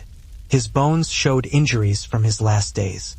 His fingernails told the story of the stress he was under before the murder. Even his hair had chemical markers that showed everywhere he had been in the weeks before he died, which is pretty impressive considering most living people don't remember what they did last Tuesday. His tattoos, more than 60 of them, were a big deal. Not the artistic kind you get from a tattoo shop with a playlist. These were simple lines and crosses placed carefully along his joints and muscles. Researchers used to think they were spiritual symbols, but more analysis suggests something much less mysterious. He was trying to treat chronic pain, basically giving himself prehistoric acupuncture. So, the oldest tattooed man on Earth wasn't a ritual leader or an artist. He was just someone with really bad back pain and no access to ibuprofen. Then came the ultimate forensic flex, CT scans. Ötzi has been scanned more than the average person traveling through an airport. Doctors rebuilt his arteries, blood vessels, internal organs, even his face. All from images so detailed you could almost tell how stressed he was. They found heart disease, arthritis, dental problems, and parasites. Basically, a full medical report that screams, life in 3300 BCE was rough. His stomach contents were another investigative gold mine. If the thermopolium fed the stomach, it also fed something even more essential to Roman life: conversation. These crowded street taverns were the center of everyday gossip. News didn't spread through official announcements or written notices. Passed from mouth to mouth, ladle to bowl, customer to customer. Anyone who stepped up for a quick meal became part of this living network of whispers, jokes, rumors, and strong opinions about the events shaping the city. The favorite topic? Gladiators. Rome's working-class citizens loved them with the same passion modern crowds have for famous athletes. As bowls were filled and coins exchanged, someone always brought up yesterday's fight in the amphitheater. Did you see that Gaul's footwork? As quick as Mercury, one person might say, waving their spoon in the air. Another shook their head, unimpressed. Footwork means nothing if he can't hold a shield. I'm betting on the Thracian next time. Even those who couldn't afford a ticket to the arena felt like they were part of the action through these passionate debates. But gladiators were just the beginning. People gossiped about everything. Emperors, senators, grain shortages, military campaigns, scandals, marriages, divorces, and hopelessly corrupt tax collectors. A rumor could start in under a minute. One person mentioned that the emperor looked sick during a public appearance. By afternoon, half the neighborhood was convinced Roman politics would collapse by nightfall. Another whispered that a wealthy noblewoman had secretly divorced her husband. Someone else swore they saw her sneaking into a merchant's home after dark. Truth, exaggeration, and imagination blended together seamlessly. The thermopolium owner sometimes tried to calm the commotion, but he rarely succeeded. His tavern was less a restaurant and more a stage where Rome performed itself. Market women chimed in with sharp observations. Dockworkers described the latest shipments from Egypt. Rank mattered everywhere else in Rome, but not there, where everyone stood in the same posture, bowl in hand, waiting for the ladle to scrape the bottom of the pot. Night brought new conversations. Older men lingered longer, debating politics or recalling battles from their youth. Young lovers stole glances at each other over cups of watered wine. Workers finishing their late shifts arrived, hungry and grateful that the tavern's coals were still glowing. Even travelers used the thermopolium as a compass. If you wanted to know what a neighborhood was like, all you had to do was listen to the chatter around its street tavern. And although few customers ever said it out loud, the thermopolium also carried a quiet emotional weight. It offered comfort after a long day, familiarity in a city that was constantly changing, and companionship in a world where most people were fighting hard just to survive. A warm bowl of lentils couldn't erase hardship, but it could make a man feel grounded, human, alive. By closing time, the owner would wipe down the counters, bank the embers, and stack the empty bowls. The next day, the cycle would begin again. Rome would awaken hungry, noisy, restless, and the thermopolium would be ready, waiting to feed not just bodies, but the very spirit of the city. Before the first hint of dawn touched the tiled rooftops of Edo, the Ishigaru barracks were already buzzing with activity. Life for these foot soldiers was shaped by discipline, routine, and the quiet acceptance that even in an age of peace, the role of a warrior never truly slept. Their day didn't start with leisure, but with the sharp, wooden hoshi struck together by a supervising officer, the sound echoing through the wooden corridors like a command from the darkness itself. One strike was usually enough to wake even the soundest sleeper. Inside the long, sparsely furnished room, a shigaru rose from simple straw mats laid neatly in rows. Older Ishigaru often acted as unofficial mentors, offering practical advice on how to knot armor cords so they wouldn't loosen, how to stretch rice rations when pay was delayed, and how to fold bedding quickly enough to avoid getting reprimanded. Their guidance had the tone of men who had long given up on their dreams of rising in rank, but who still wanted to spare the younger recruits some unnecessary trouble. Evenings, after the final duties were done, held a unique warmth.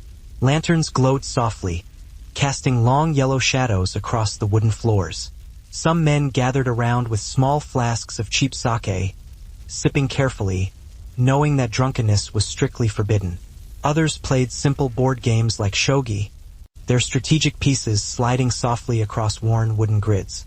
Laughter rose in low, hushed bursts, never loud enough to disturb the officers, but enough to loosen the stiffness that training had hammered into their bones. On colder nights, when the barracks shuttered its doors against the wind, the Ishigaru huddled around the hearth. They shared roasted chestnuts, traded gossip about their superiors, and debated which local festival had the best food stalls. For a moment, the hierarchy melted away. They were no longer ranks beneath ranks, but just men keeping the night at bay together. This camaraderie didn't make life easier, but it made it livable. In a world where war rarely called and advancement was slow, companionship became the Ishigaru's greatest source of resilience. Their battles were few, but their brotherhood was constant. By the time the lanterns dimmed and the barracks settled into silence, a strange truth always lingered in the minds of many Ishigaru. They were warriors without wars. The Edo period was an era shaped by peace so enduring that entire generations of soldiers never saw battle. Their spears stayed polished but unused, and their armor was maintained but never touched by combat. Home was often a single rented room shared with too many bodies and riddled with damp, rats, or collapsing walls. But inside the tavern, there was fire, stew, voices, and motion. Even the chaos here felt safer than the silence of a cold, empty room. It was in places like these, not the Senate, not the villas, not the palaces, where the real Rome breathed. Pop-Pina and Tabernet were the daily pulse of the working class, the forgotten majority who built the aqueducts, repaired the streets, loaded the ships, baked the bread, and carried the empire on tired backs. And though these taverns were rowdy, smoky, and packed elbow to elbow, they offered what no lord or emperor ever could: a sense of belonging. Friendships formed here, rivalries too. A man could walk in with nothing in his purse and still walk out having laughed, argued, eaten, and remembered for a moment that he was alive. The Pina offered community to those who spent their days unseen. In a place where class differences ruled everything, the tavern was one of the few spaces where lines blurred. A fisherman could sit beside a porter, a seamstress beside a gambler, a runaway slave beside a storyteller, and no one cared as long as they didn't start a fight. Even the innkeeper, for all his shouting and stern warnings, played the role of guardian. He knew who needed extra stew, who needed credit, who needed to be thrown out before their temper sparked a brawl. He presided over his domain like a king of clay pots and wine buckets. When he finally locked the door and the last ember dimmed, the street outside felt colder, quieter, stripped of its heartbeat. But the Papina would open again at dawn. The stew would bubble, the wine would flow, the stories would rise. Because for Rome's poor, this smoky room was not just a tavern. It was survival, warmth, identity, and community. A small world inside a massive empire. Their world, their refuge, their Rome. But inside the tavern, there was warmth from the fire, a hearty bowl of stew, the sounds of laughter and conversation, and constant motion. Even the chaos of the Papina felt safer and more welcoming than the chilling silence of a cold, empty room. It was in places like these, not the Senate, not the lavish villas, not the opulent palaces, where the true heart of Rome beat. Pop-Pina and Tabernet were the daily pulse of the working class, the often overlooked majority who built the aqueducts, repaired the roads, loaded the ships, baked the bread, and carried the weight of the entire empire on their weary backs. And although these taverns were often rowdy, smoky, and packed elbow to elbow, they offered something that no lord or emperor could ever provide: a sense of belonging. Friendships were forged here, and yes, sometimes even rivalries. A man could walk in with absolutely nothing in his purse and still walk out having laughed, argued, eaten a decent meal, and remembered, at least for a little while, that he was alive. The Pina offered community to those who often spent their days feeling invisible. In a society where class distinctions dictated nearly everything, the tavern was one of the few places where those lines became blurred. A fisherman could sit down next to a porter, a seamstress could share a table with a gambler, a runaway slave could find himself next to a traveling storyteller, and nobody really cared, as long as they didn't start a fight. Even the innkeeper, despite his gruff demeanor and constant shouting, played the role of guardian. He knew who needed an extra helping of stew, who could be trusted for a little credit, and who needed to be thrown out before their temper ignited a full-blown brawl. He presided over his chaotic domain like a king ruling over clay pots and buckets of wine. When he finally bolted the door shut and the last ember faded, the street outside seemed colder, quieter, almost as if it had lost its heartbeat. Not old scars or ancient wounds, but brand new slices, the kind you get when someone is trying to hit you, stab you, or politely request your death. His knuckles were swollen, which suggests that he wasn't just blocking blows, he was swinging back. Imagine the world's coldest bar fight, except instead of a bar, it's a forested valley, and instead of beer, you have water from a glacial stream and the deep, bone-crushing knowledge that bathrooms have not been invented yet. Ötzi's knife added another chapter to the tale. It had traces of blood on it, not his, and the blood belonged to multiple individuals. This means one thing: Ötzi had been dealing with more than one opponent. Whether he fought them one after another like a prehistoric action hero or was overwhelmed in a chaotic group skirmish, we'll never know. What we do know is that he did not leave that fight unmarked. His gear was damaged, his body was wearing the aftermath, and his general energy screamed, "I need a nap, a doctor, and maybe divine intervention." What makes the scene even more dramatic is what he did next. Ötzi began repairing his bow, not casually but urgently. Half-assembled arrows, a half-finished bowstring, wooden shafts carved in haste. The man was preparing for another confrontation.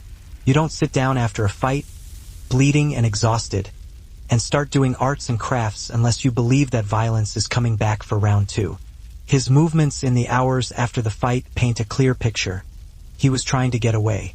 He climbed upward into dangerous terrain, the kind that no sane person chooses unless they're either extremely confident or extremely hunted. With injured hands and a partially repaired weapon, he pushed toward higher ground, leaving behind the valley where everything had gone wrong. He wasn't wandering, he wasn't lost. He was retreating, fast, wounded, and deeply aware that someone wasn't finished with him yet. With high-resolution images, researchers found every part of his last meal, down to the exact cut of ibex meat and how much fat it had. It's the kind of analysis no one wants done on their midnight snack runs to the fridge. But the biggest find was a tiny, almost invisible tear in one of his arteries. Proof of the fatal arrow wound. No drama, no questions, just cold, clinical truth with a prehistoric twist. In the end, Ötzi became the star of the most thorough forensic examination in history without even knowing it. CSI teams dream of cases this clear. Doctors dream of patients this well-preserved. Ötzi probably just wanted to be left alone. After 3 decades of research, countless publications, and more scientific arguments than any frozen body should ever cause, one thing is still very clear. Nobody can agree on why Ötzi died. We know how the arrow in the back was pretty obvious. But the why has started more theories than you'd find on a conspiracy forum on a slow Tuesday. One theory suggests it was a tribal conflict. Maybe Ötzi stumbled into a fight between neighboring groups. Maybe someone from another village didn't like him showing off his copper axe. Or maybe he insulted the wrong person's goats because, back in 3300 BCE, livestock drama was basically international politics. Under this theory, Ötzi was just in the wrong place at the wrong time, caught in a conflict bigger than himself. Another popular idea is a territorial dispute. Humans have always been strangely attached to land, even land that's cold, rocky, and generally not good for life. It's possible that Ötzi wandered into someone else's hunting area, someone who responded with the prehistoric version of, "Get off my lawn," followed immediately by, "Here's an arrow in your lung to make my point." Then there's the leadership theory, which some researchers really like. They think he might have been a leader, maybe even a chief. His valuable stuff, especially the copper axe, supports this idea. A young apprentice bragged about overhearing his master talking to a senator, though no one believed him. All of it flowed freely from group to group, turning strangers into conversational partners. In a city of 1 million people, where most lived in cramped, noisy apartments, the Thermopolium became a place where daily life felt shared. Worries lessened when spoken aloud, opinions sharpened when challenged, and even the simplest bowl of lentils tasted better when eaten in the middle of a heated debate about who would win the next gladiator match. Here, Standing between simmering jars and passing crowds, Romans found nourishment not only in food, but in the stories that tied their lives together. Before you even reached the counter of a thermopolium, your senses told you it was there. The smells came first. Warm lentils softening in olive oil, chickpea mash spiced with cumin, roasted nuts glazed in honey, and, unmistakably, the sharp tang of garum, floating through the air like a beacon of Roman identity. These aromas mixed with the scent of wet stone, sweat, incense from nearby shrines, and the ever-present dust kicked up by passing carts. The whole street became a tapestry of fragrances, both pleasant and overpowering, reflecting the raw reality. Here's the rewritten version of the text, following your instructions for translation, localization, and expansion. In the sprawl of a bustling, ancient city, the sounds were the next sensation to hit you. Rome never truly shut down, but at midday, during the peak of activity, it absolutely thundered. Shopkeepers yelled out their prices. Kids darted between market stalls chasing one another, and traveling salesmen banged together small bronze trinkets, trying to grab attention. Off in the distance, a blacksmith hammered away, shaping iron. Clang, hiss, clang. Their bedding wasn't soft, but the men barely noticed. They were used to the rigors of soldierly life. Each man folded his thin futon with practiced motions, smoothing the corners until they were perfectly aligned. Nothing in the barracks was allowed to look sloppy. Not blankets, not clothing, not even a single pair of sandals left at the wrong angle. Order reflected loyalty, and loyalty reflected honor. The faint smell of the previous night's fire still hung in the air. Someone quietly stoked the embers in the hearth, adding a small bundle of kindling until the flames revived, giving the room a dim amber glow. A shigaroo warmed their hands just long enough to chase away the morning chill before moving on to their chores. Silence dominated these early moments, broken only by the rustling of fabric, the clatter of wooden buckets, and the soft creak of floorboards as men prepared for another long day. A typical morning task was sweeping the courtyard, an exercise in mindfulness as much as cleanliness. A shigaroo moved in lines, pulling long-handled bamboo brooms over gravel paths, fallen leaves, and light drifts of dust. Their movements were steady and rhythmic, almost ceremonial. Edo might have been a peaceful city, but the samurai ethos demanded constant readiness. To live in an orderly space was to keep the mind sharp. After sweeping came the inspection of equipment. Spears were checked for cracks, and spearheads polished until they glinted, even in the dim light. Armor pieces, light and practical, though rarely used in actual battle, were aired out and brushed free of dust. A man's attire reflected his worth, even if that attire spent most days hanging in storage. Only when everything was in order did the Ashigaru line up in the courtyard, their breath misting in the cold morning air, awaiting instructions. The sun had still not fully risen, yet their work had already begun. And even though this peace spared countless lives, it also created a quiet tension within the men who had been raised to fight, but were instead asked simply to endure. Some Ashigaru accepted this with gratitude. Peace meant stability, regular meals, steady pay, and the comfort of routine. They could grow old without fearing death on muddy fields beneath enemy arrows. They could finish their duties and walk to shrines, fish in rivers, write poems, and build small futures that chaos would have stolen from them in earlier eras. For these men, the lack of war was a blessing, but others felt the weight of it like a stone hidden under their armor. Stories of past battles, tales of valor from fathers and grandfathers who fought in the Sengoku period, echoed louder in their imaginations than the quiet rhythms of daily life. Some young recruits trained with feverish intensity, secretly hoping that a moment of danger might finally come. Yet nothing ever did. The shogunate's peace held firm, and the Ashigaru's spears remained pointed at nothing but practiced dummies in the empty air. This contradiction defined their lives. Trained to protect, yet rarely given the chance to prove their worth. Their days passed in long stretches of discipline, humility, and patience, the virtues the age demanded. And perhaps it was precisely this quiet perseverance that allowed Edo society to flourish. Warriors who did not fight became guardians of order, stability, and public life. Their presence at gates, temples, warehouses, and bridges reminded the people that peace was not accidental. It was maintained by countless watchful eyes. When the nights grew cold and the barracks creaked softly in the wind, the Ishigaru sometimes sat awake, staring at the faint glow of dying embers. They wondered what legacy they would leave behind. No battlefield tales, no heroic banners, and no songs sung in their honor. Rewritten, American English, elaborate and expand lightly. The debts they hadn't paid and the work that awaited them at daybreak loomed large. By the time the barkeep finally called it a night, ushering out the stragglers with a few grunts and dismissals, the Pap Aina felt like a fire that had blazed with intensity before gradually dying down. The embers glowed softly, stacks of empty bowls cluttered the tables, and the persistent aroma of garum still hung in the air, clinging to everything. Nighttime in the Popper wasn't exactly peaceful, but it was authentic.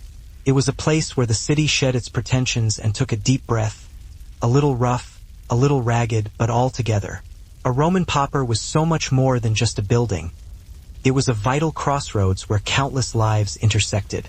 Walk through the door at any hour, and you'd find a constantly changing cast of characters, each wrestling with their own personal struggles, chasing their own dreams, and carrying their own unique stories. The tavern wasn't concerned with your background or what you'd done before stepping inside. Once you were in, you were part of the same smoky, boisterous, and often chaotic world as everyone else. Presiding over this world was the Poper himself, the tavern keeper. Typically, he was a burly guy with broad shoulders, a booming voice, and seemingly immune to the searing heat radiating from the brazier. He moved with the self-assurance of a man who knew all his regulars by their first name and how much they owed him. He could defuse arguments with just a glare, unceremoniously eject troublemakers, and somehow manage to ladle out stew, pour wine, and haggle over prices all in a single breath. His wife, if he had one, was usually in charge of the money box or busy scolding any customers who got a little too fresh. But the Pap Aina would reopen again at dawn. The stew would simmer, the wine would flow freely, the stories would rise and fill the air once more. Because for Rome's poor, this smoky, unassuming room was far more than just a tavern. It was their survival, their warmth, their identity, and their community. It was a small world contained within a massive empire. It was their world, their refuge, their Rome. By the time Ötzi was climbing the final stretch of the Alps, he was essentially a walking crime scene held together by adrenaline, ibex fat, and the stubborn refusal to die somewhere inconvenient. But fate or his murderer had other plans. The defining moment of this entire saga came not from his knife, not from his injuries, and not from the suspiciously unfinished bow he was trying to assemble mid-crisis. It came from an arrow, a single shot, a perfect strike launched by someone who either had remarkable aim or had been practicing on many, many previous victims. Forensic scans showed that the arrow entered his back at an angle only possible if his killer was behind him and slightly above, meaning that someone had taken the literal high ground. The arrow tore through muscle, pierced into his left shoulder, and severed an artery. This wasn't an oops, missed the deer moment. This was intentional, precise, and as subtle as a prehistoric text message saying, "We are done here." Once that arrow hit, Ötzi wouldn't have lasted long, minutes at best. The force of the shot was strong enough to bury the flint arrowhead so deeply that even modern scanners had to work to find it. The shaft had broken off, likely in the chaos as he fell, leaving the tip lodged securely in his body for 5,300 years. What's almost tragic is that Ötzi probably never even saw it coming. He was moving uphill, exhausted from the earlier conflict, clutching gear that was only partially functional, and likely trying to put distance between himself and the people who were very clearly trying to make him one with the glacier. The killer waited until exhaustion and altitude had done their job, then delivered a clean, lethal blow from behind the Copper Age version of a professional hit. The moment the arrow struck, Ötzi would have lost strength instantly. His blood pressure dropped, his breath faltered, and whatever fight he had left evaporated. If that's true, his death could have been a political hit. Prehistoric politics were probably as chaotic as modern politics, except with fewer speeches and more stabbings. A more dramatic theory is revenge. Remember those 4 different blood types on his gear? That suggests Ötzi had a very busy day before he died. Maybe he hurt someone earlier or killed someone in a fight, and their friends chased him into the mountains. If that's true, Ötzi didn't just die, he lost a rematch he didn't even want. And then there's my personal favorite, the personal drama theory. Humans are messy, always have been, always will be. Maybe this wasn't about land or politics or tribes. Maybe it was something ridiculously personal. A stolen tool, a broken promise, a love triangle, the Copper Age version of, "You said you'd help me build a fence, and then you didn't." Under this theory, his murder wasn't historical. It was just petty. But here's the truth. All these theories keep going around because humans really want motives to make sense. We want clear stories. We want answers. But prehistoric life wasn't organized enough for easy explanations. In the end, the theories won't die because they're all possible. But unfortunately, Ötzi didn't get the same choice. 5,000 years is a long time to stay relevant. Most people can barely stay relevant for 5 months. But Ötzi is aging like a fine archaeological wine, still revealing secrets, still inspiring documentaries, still accidentally teaching us about the human condition. His death matters not because he was royalty or a celebrity or a powerful politician. It matters because he was painfully, wonderfully ordinary, and his death preserved a snapshot of prehistoric life that textbooks can't fake.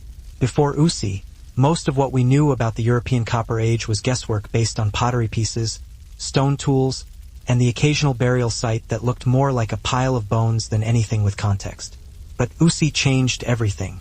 A donkey, being led through the throngs of people by its handler, let out a series of protesting brays, while all around the Thermopolium, customers added to the cacophony, with clay bowls clinking on the counter, ladles scraping at the bottom of deep jars, and voices blending together in what felt like dozens of overlapping conversations.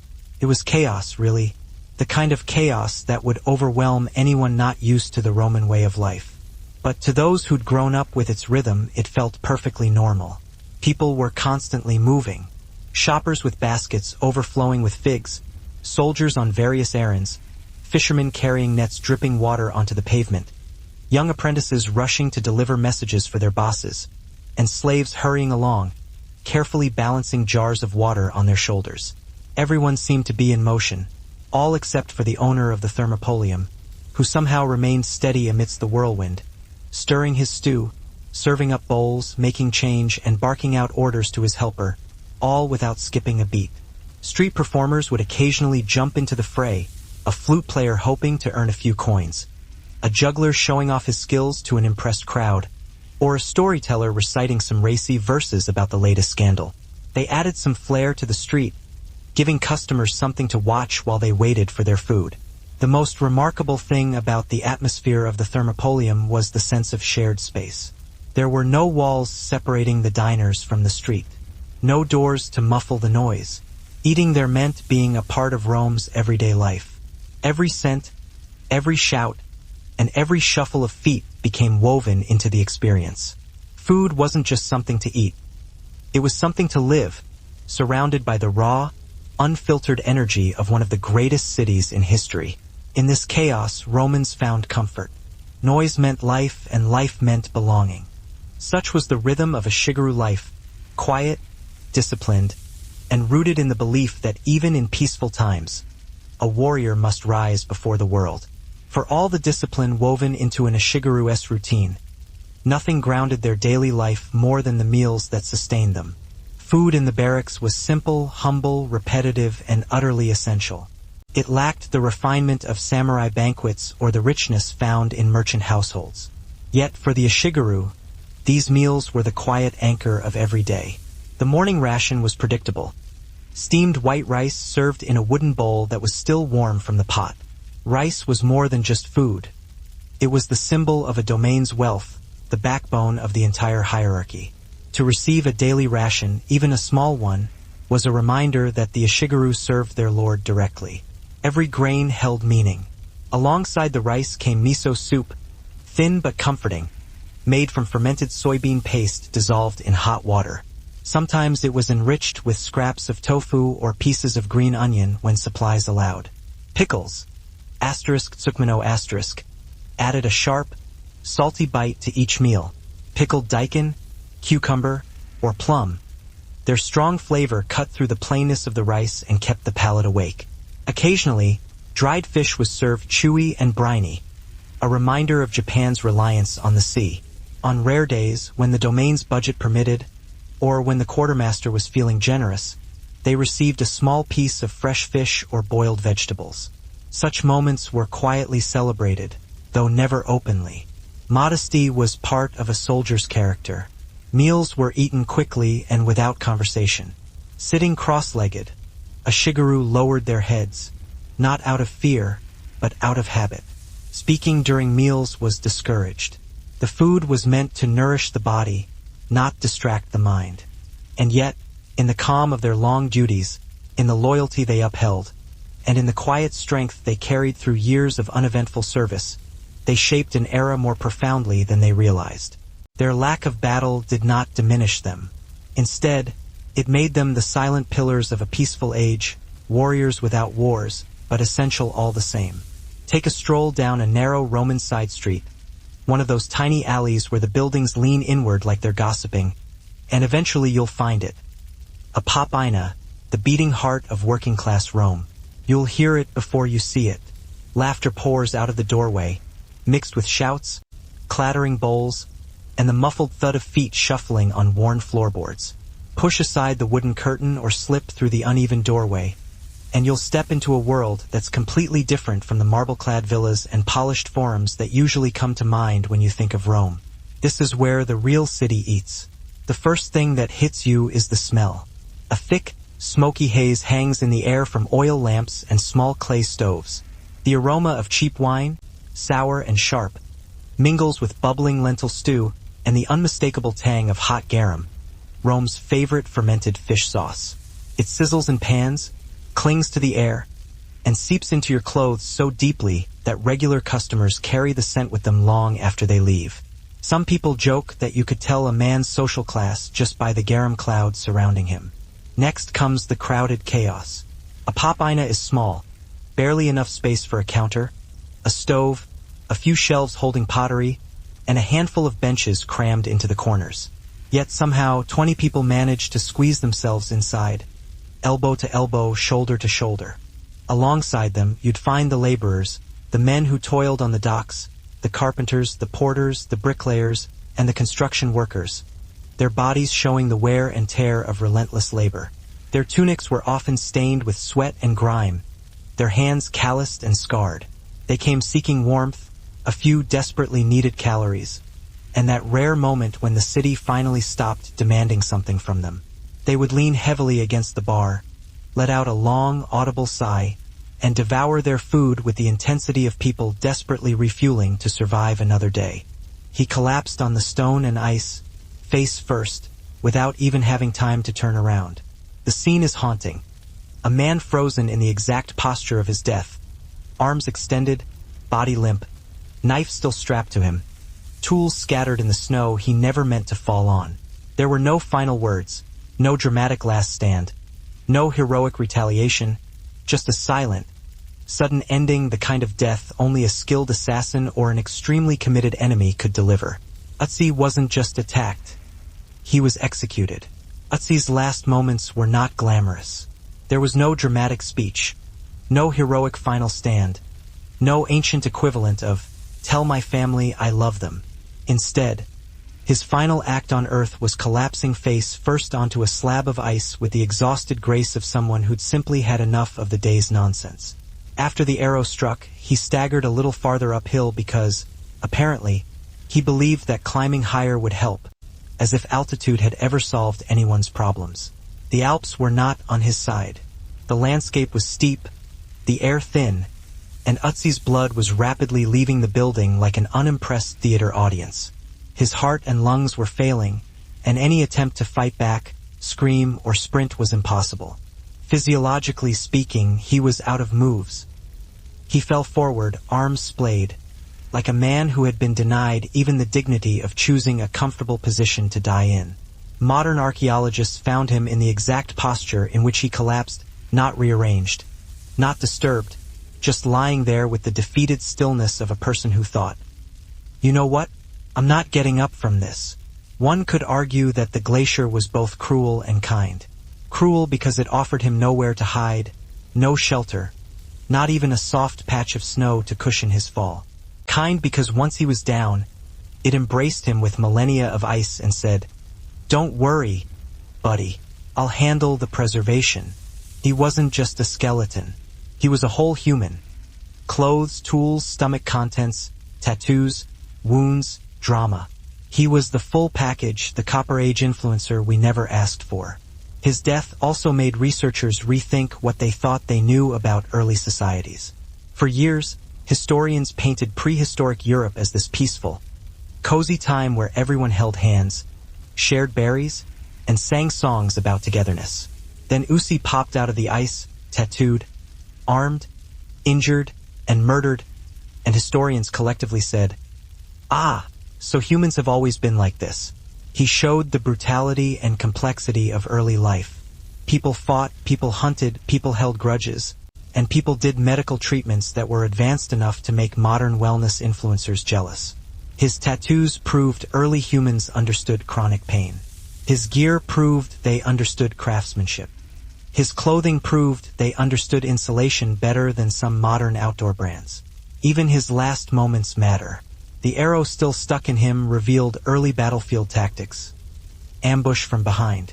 Shoot for the arteries. Don't stick around. A crime as old as humanity itself, preserved in the ice with forensic perfection. And the world's fascination with his story tells us something important. People want a personal connection to the past. We don't just want dates and timelines. We want a face, a life, a mystery. Ötzi gives us all three. He matters because he fell on a glacier at the perfect angle that allowed science to piece together his last day like a Copper Age puzzle. He matters because his story is both tragic and relatable. The story of a man trying to survive in a world that wasn't made to be kind. And ultimately, he matters because his death reminds us that history isn't far away. It's human, messy, violent, emotional, and apparently great at preservation. Wooden bowls clacked gently against the floor, chopsticks tapped lightly against rims, and the steam rising from the miso soup gave the barracks a warm, earthy scent. The midday meal often mirrored the morning one, though sometimes with porridge instead of rice, stretched thin to feed many mouths. Evenings, however, were the quietest and most reflective mealtime of the day. After hours of drilling or guard duty, a shigaroo gathered again for rice, soup, and pickles, the soft amber glow of lanterns casting their shadows against the wooden walls. They didn't dine like noble warriors. Their meals lacked ceremony, luxury, or variety. Yet these simple rations kept them steady fuel for the long, uneventful days that defined life in the Edo period. In a world where battles rarely came, nourishment became a kind of silent discipline, a daily reminder that strength was built as much from patience as from steel. After the morning meal, the courtyard of the barracks transformed into a training ground. Although Japan lived under the long peace of the Tokugawa shogunate, the Ishigaru were still expected to train as if war might return tomorrow. Their primary weapon was the yari, the spear, and mastering it required endless repetition. Not elegant swordplay, not poetic duels, but thrust, step, recover again, again, again. The yari itself was deceptively simple. A long wooden shaft capped with a polished steel blade. Depending on the domain, a spear could be as short as 2 meters or nearly twice that length. A shigaroo carried these weapons not for ceremony, but for practicality. Spears created distance, control, and formation, the backbone of battlefield strategy in centuries past. Even if wars no longer raged, the old traditions demanded readiness. Training began with stance work. A shigaroo planted their feet in the gravel, knees bent, shoulders loose but firm. An officer paced behind them, correcting posture with the butt of his own spear. The room buzzes with life. Dock workers gulping down stew, beggars warming their hands over the oil lamps, gamblers rolling dice in the back, and laborers arguing about chariot races as if their honor depended on it. Along the far wall sits the iconic Dolium counter, a stone or brick worktop with circular openings that hold sunken clay jars. From these jars, hot stew, olives, chickpeas, meat scraps, and mulled wine are ladled out with amazing speed. The innkeeper, usually loud and broad-shouldered, moves like a conductor leading a symphony of hunger, scooping, pouring, and shouting out prices over the din. Behind him, a smoky brazier keeps the food warm, its coals glowing like the center of a small furnace. Space is so tight that customers rarely sit properly. Most of them lean, crouch, or perch on whatever surface they can find. They clutch clay bowls in one hand and bread in the other, eating quickly before someone bumps their elbow and steals a bite. It's messy, loud, and utterly alive. This is the Roman popina, not grand, not elegant, but essential. A refuge of heat, food, and human noise. It's Rome's unsung theater of survival. Step closer to the counter, and you'll see the heart of the popina for yourself. A cluster of clay pots, each one sunken into the stone counter like a miniature cauldron. Their contents simmer all day, filling the tiny room with a rich, salty aroma. The innkeeper lifts each lid with a practiced flick, letting bursts of steam escape, steam carrying the flavors that define the working-class Roman diet. The most common pot holds pulse, a thick porridge made from wheat or barley. Cheap, filling, and endlessly adaptable, pulse was the backbone of the poor man's diet. It absorbed whatever ingredients the innkeeper could afford that week. Carrots, onions, wilted greens, maybe a sliver of pork. Next to it bubbles lentil stew, dark and hearty, seasoned with garlic and lovage. The killer didn't come back to check the body, loot the gear, or confirm the job. They simply left. Whoever shot him must have known that the wound was fatal. Or maybe they had other problems to deal with, like running before Ötzi's friends arrived, or pretending that they hadn't just committed the oldest documented homicide in human history. And so the Alps kept him. Wind, ice, snow, storms, none of it moved him. His body slowly froze, then became part of the glacier itself, preserved better than any pharaoh wrapped in gold. No animals got to him. No scavengers clawed at him. Even nature seemed to say, "We're saving this one. He looks important." Little did anyone know, 5,000 years later, Ötzi would be found exactly as he fell, like a prehistoric crime scene photo waiting for someone to finally show up and file the report. His final collapse wasn't just a tragic moment. It became the opening scene of the world's oldest cold case. A tap on the leg meant lower. A tap on the shoulder meant relax. A louder tap, accompanied by a sigh, meant do it again. Then came thrust drills. 100 thrusts forward, 100 thrusts angled, 100 sweeping motions meant to break the charge of an imaginary rider. Each movement had to be sharp, controlled, and in time with the group. Spears sliced the air in unison, their wooden shafts vibrating faintly with each strike. The sound of training shuff, shuff, shuff echoed across the courtyard like a heartbeat. Sweat gathered quickly, even on cool mornings. Some men gritted their teeth. Others controlled their breaths to conserve strength. A few younger recruits trained with too much enthusiasm, their thrusts exaggerated, earning amused glances from older soldiers who had long since learned that true discipline was quiet, steady, and unshowy. Beyond the drills, a shigaru practiced formation movement. Rows shifted together, stepping forward and back with the precision of a single body. Officers called out commands, short, sharp syllables carried on the air. The men pivoted, lowered spears, raised them again, simulating the phalanx-like lines their ancestors once formed on chaotic Sengoku battlefields. By late morning, arms ached, thighs burned, and palms stung from gripping the wooden shafts. Yet training rarely ended early. Even in peacetime, a shigaru were judged by the sharpness of their discipline and the unity of their movements. A warrior without a war was still expected to behave like one. And so the spear drills continued, day after day, habits forged not for glory but for duty, tradition, and the quiet pride of belonging to a lineage of soldiers whose strength came from repetition. If spear training built the body, guard duty tested the spirit. In the Edo period, an age of peace tightly maintained by the Tokugawa shogunate, battles were scarce, but rules were abundant. The lentils soften into a creamy blend that coats the tongue with warmth, perfect for laborers whose work doesn't wait for a full stomach. And then there's the aroma that dominates the room. Garum. Not just any garum, but hot garum, gently warmed until it's pungent. Fermented bite expands into every corner of the tavern. The Popina uses it on everything.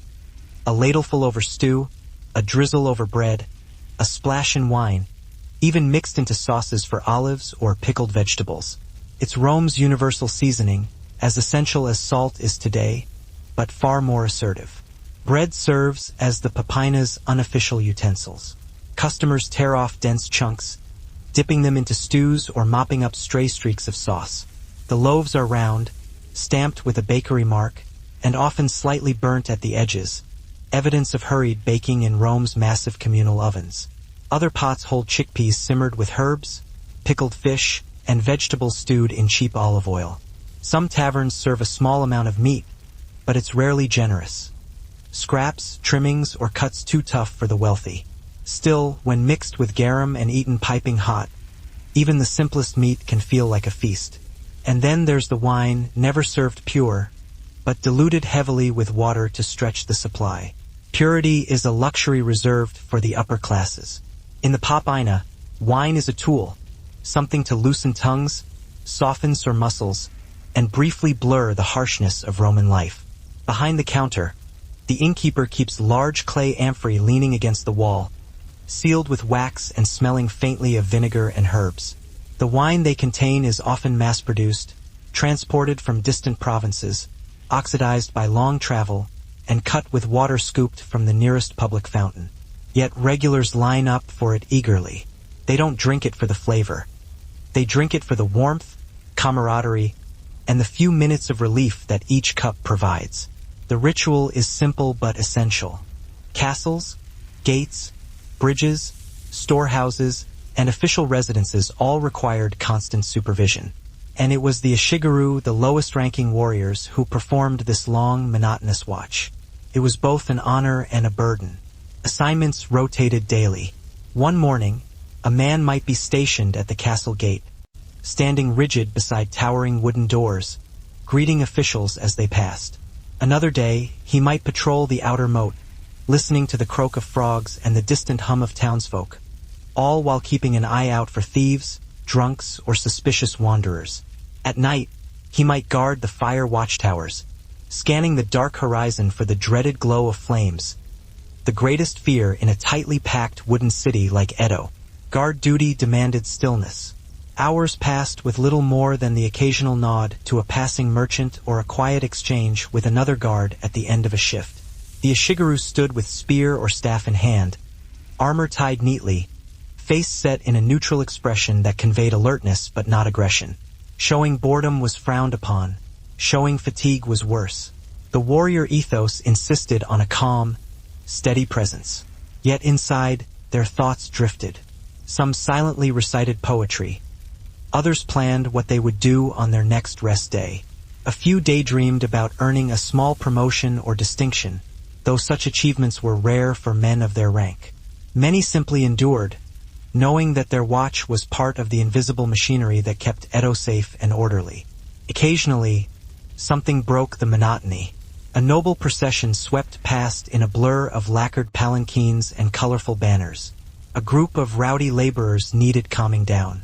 A lost child approached, crying, and the Ishigaru guided him back to his mother. Once in a great while, a fire bell rang, and then every second mattered, every man springing into motion to direct citizens, form barriers, and coordinate buckets of water. The innkeeper scoops wine with a small ladle, pours it into clay cups, then splashes in water from a wooden bucket. Sometimes he flavors it with honey or herbs to mask the sourness. Sometimes the wine is reheated to give it a soothing edge, and sometimes it's served cold and sharp, tasting like the amphora itself. But nobody complains, not seriously. Complaints are part of the performance. A typical evening scene. A group of laborers with blistered hands leaning over a shared table, cups raised in a clumsy toast. To another day survived. Nearby, a pair of gamblers argue over dice, sloshing their wine with every gesture. A fisherman, still smelling of the Tiber, gulps his drink in 2 swallows, wipes his mouth on his sleeve, and asks for another. A woman who's been selling vegetables in the market sips her diluted wine slowly, savoring the rare moment when her body isn't moving from stall to stall. And mixed among them are the troublemakers, the men who drink too fast, whose voices rise too high, and whose tempers start to spark. The innkeeper keeps a sharp eye on these customers. One overturned cup could ignite a brawl, and one brawl could ruin a night's business. So he barks warnings, pushes elbows apart, and occasionally throws a drunk into the street before the chaos can spread. For Rome's poor, wine isn't a luxury. It's part of their survival strategy. It washes down stew, warms cold bones, and softens the exhausting weight of the day. In the Popina, each cup is less about pleasure and more about endurance. Here, drinking isn't an escape. It's a ritual, a shared moment of lightness before the world's burdens return. When the sun dips behind Rome's insulae and the streets turn dark and narrow, the Popina transforms. By day, it's a refuge for laborers seeking a quick meal. By night, it becomes something deeper, louder, and far more unpredictable. Oil lamps flicker to life one by one, casting wavering golden halos across the cramped room. Most days, however, guard duty was quiet. The city didn't erupt in rebellion, samurai didn't charge through the gates, and thieves rarely attempted bold crimes near watchposts. A Shigeru performed their role faithfully, even when it felt thankless. Their strength lay not in battle, but in peace. Their greatest strength was patience, for they were warriors who guarded not battlefields, but the fragile calm of the world around them. Shadows lengthen, corners darken, and the atmosphere thickens like steam rising from a boiling pot. Night brings in a new kind of crowd. Men just off their shifts at the docks limp inside with aching backs and heavy footsteps. Washerwomen, their arms sore from scrubbing laundry, stop by for a cup of wine before heading home. A few prostitutes lean against the counter, chatting with potential clients and using the warm light to soften the hard lines of the day. Dice players reappear like moths drawn to a flame, slapping their palms with excitement as they roll the bones across tables that wobble on uneven legs. The sounds grow denser, too. Laughter sharpens, arguments grow bolder, and the scrape of chairs, the pounding of fists on wood, and the clatter of falling bowls all add to the cacophony. Every noise seems magnified in the tight quarters. Even the innkeeper's voice shifts from daytime barks to nighttime roars. "No credit," he shouts. "Pay now or get out." Yet he also slips regulars an extra ladle of stew, knowing full well they'll be back again tomorrow. Food tastes different at night. The stews thicken as they simmer for hours, absorbing the flavors of vegetables, bones, spices, and the ever-present garum. Bread, once fresh, turns tougher, but becomes perfect for soaking up the leftover broth. Occasionally, a pot of spiced beans or grilled fish is added to the menu, reserved for customers who arrive late but are still hungry. The smoky air makes everything richer, even if it soothes no one's lungs.